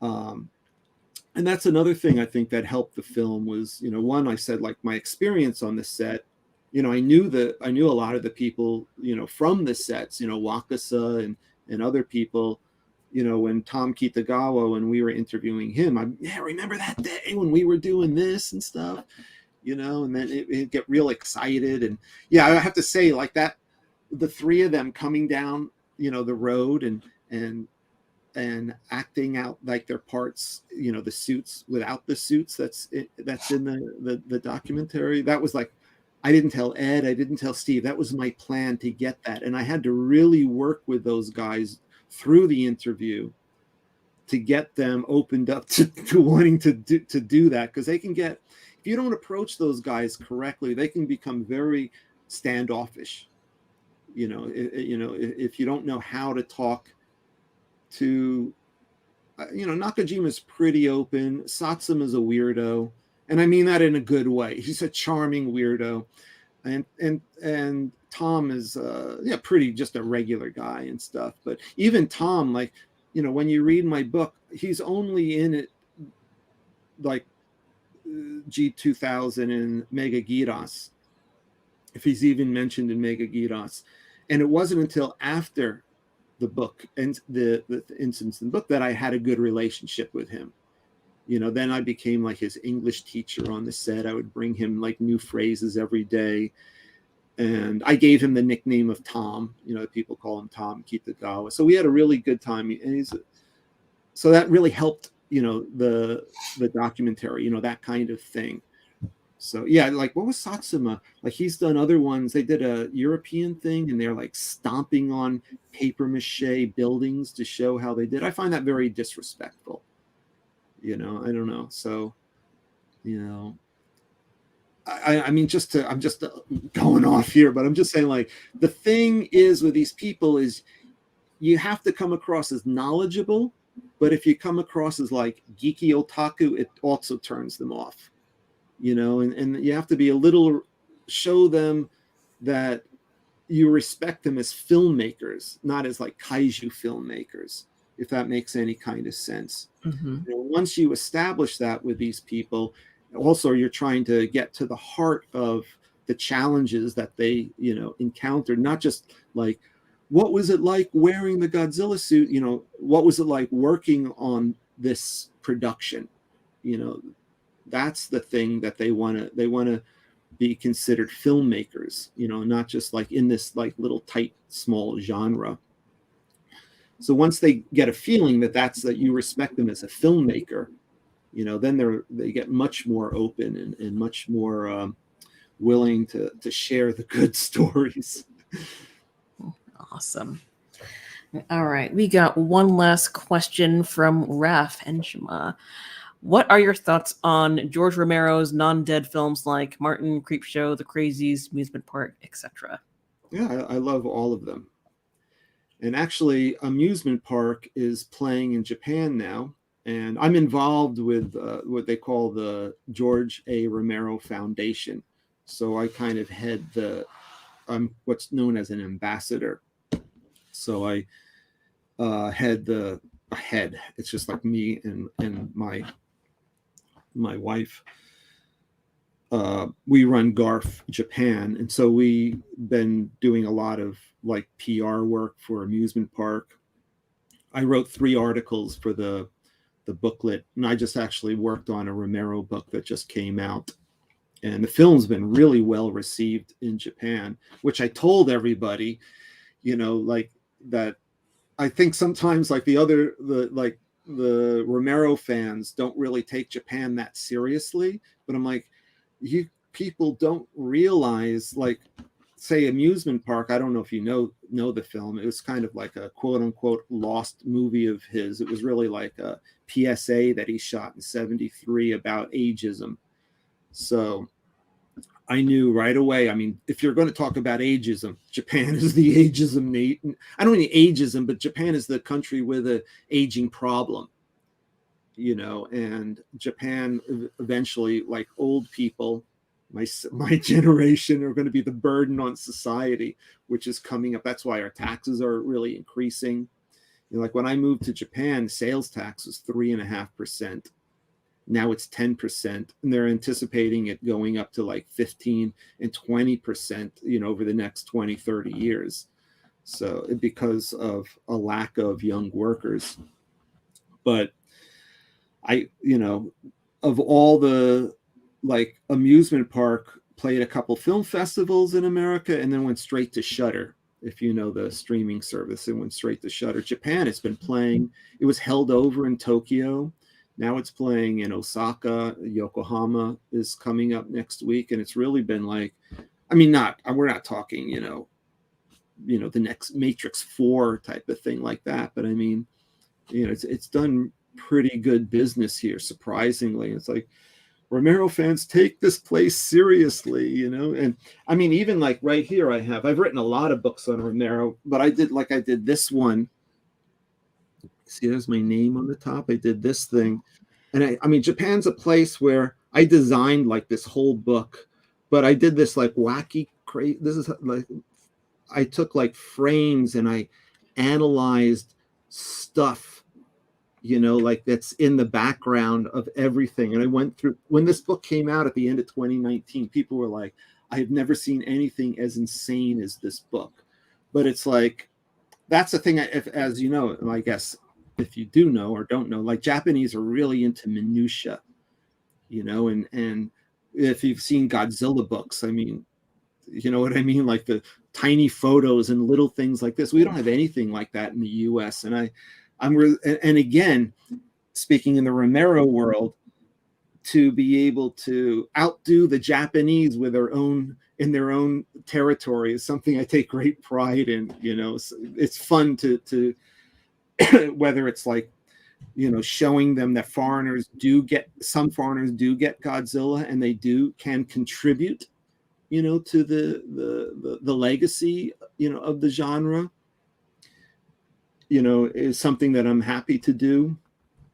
Even like my Godzilla book, there's no book like this in Japan. Even in Japanese, there's no kind of book written like this, and mainly because people fear the copyright holder. I don't fear the copyright holder. I probably should, but I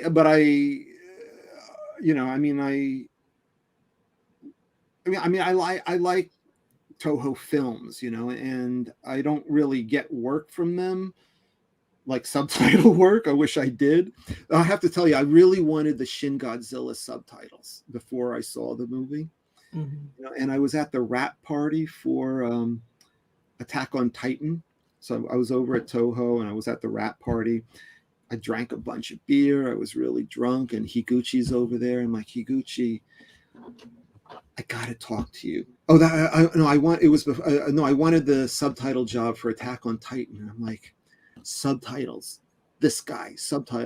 He's like, Norman, you're the first actor that was in any of my movies, because I have this little bit in Lorelei, his first film. He's like, I know you're upset I didn't put you in Attack on Titan. I'm like, I don't give a crap about being in the film, the subtitle job. I know you're really upset. I'm not upset. And we're both kind of drunk, and I'm like, look, man, I'll just talk to you later. But I didn't get that job. And then Shin Godzilla is like, I'd love to subtitle a Godzilla film. And then I saw Shin Godzilla a month before it came out. I had to sign one of those, non-disclosure things.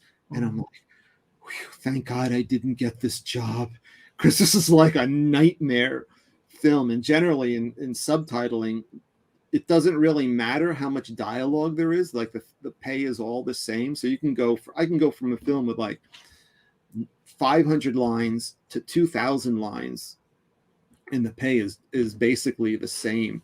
I mean, Shin Godzilla is like, oh my God. I mean, they never shut up, and all the spaces are cut out between it. It couldn't be tighter. I'm like, what a nightmare.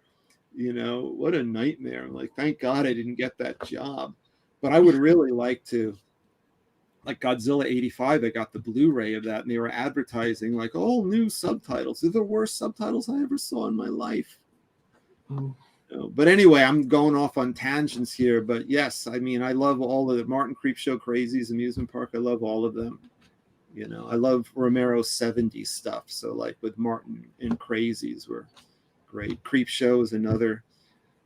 I saw that opening night, second night, then the next weekend, Friday, Saturday night on that.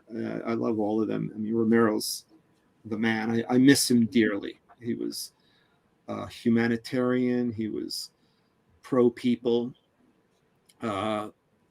socialist, if you're allowed to say that in America, in a good sense,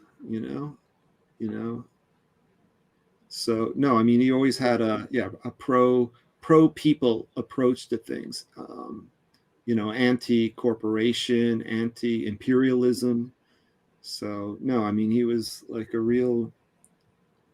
His interviews are always brilliant to read, and I consider myself really super lucky that I could be on a set with him. Even though it was a couple days, and I'm just nobody, but he was really like, hey man, come over here, shoot a zombie scene. What do you think? I'm like, this is the guy. He's asking me what I think. Man, this is awesome. I love Japan. Thank you for giving me this opportunity. So that's really like, no, I even like, I don't know if you know Tom Savini. He did the makeup effects for Romero's films, a lot of big things. I was over at his place. And he was telling me I owe my whole career to George Romero. And I'm like, when I think about it, I owe my whole involvement in this to George Romero too. It was being on that set that got me into Fangoria. It was Fangoria that got me on the set of Godzilla. And it was Godzilla that got me into the filmmaking world. And then where I am today. So, oh yeah, I guess it all comes back to Romero, for me. And I guess just to wrap this up like this, I always tell people, like, how did I get on that set was, I was writing about Romero. I started like writing about Romero in Japan, and I had a lot of passion for it. So I really followed my passion, and my passion, by expressing my passion in articles and other things, I was picked up by Capcom, the people who made Biohazard, and they wanted a Romero expert on the set to be, and so it was really like, it was my passions on these things that got me into these things. So, if you really feel passionate about whatever, if it's Godzilla, whatever, and you want to get involved with this stuff, and, I know I've said this before in other interviews and stuff, but you really, I was told, like, you can't get on the Godzilla set. You can't do this stuff. You can't do that. And I really wanted to do it. And I kind of proved that you can. If you really follow the things that you really want to do, there's always a way to get involved with these things, So if anyone really wants to come out to Japan, where we don't have guns and it's very relaxing, but it's not easy, but it's not impossible to get involved. I subtitled this film called Parasite in Love, and I wrote about it on Twitter, And I looked, someone had posted the crew photo, and I noticed there was like a couple white guys in the crew. You never see that. You know, I'm like one of the first guys that I've ever, I'm not talking about actors, because the actor and the crew thing is very different. You hardly see foreigner, you know, non-Japanese. I prefer that to foreigner. You see non-Japanese in crew. And I was like, whoa, you know, times are kind of changing, and there are those opportunities for, you know, non-Japanese. Of course, you've got to be able to speak the language and the culture. You should know, because it's very culturally defined, this place, much more so than the US. You know, that's why foreigners can kind of integrate a little better in the US than they can in Japan. But even that's changing. So, yeah, it's, I'm not trying to say like I'm some pioneer in this, but in a way I kind of was, you know, my involvement on the sets, and it was fun, and I like it. And if I can do it, if I can do it, someone else can do it too, you know? So, yeah. That's really awesome. Thank you so much for sharing all your awesome stories. And I cannot wait to read your book. I'm so excited for it. And I'm sure the people in the audience can't wait too. So, yay, fun No, stuff. thank you for, thank you for listening to me for 2 hours and 10 minutes. Is that what it says here? Yeah, 2 hours and 10 minutes. Oh, anyway, Yeah. no, like I said, I like talking about this stuff. I like your show. I like your style, Kim. You're a positive presence, you know, in the Godzilla community. Yes. Keep it up, you know, keep it up. I mean, we need more people that don't just talk about toys all the time.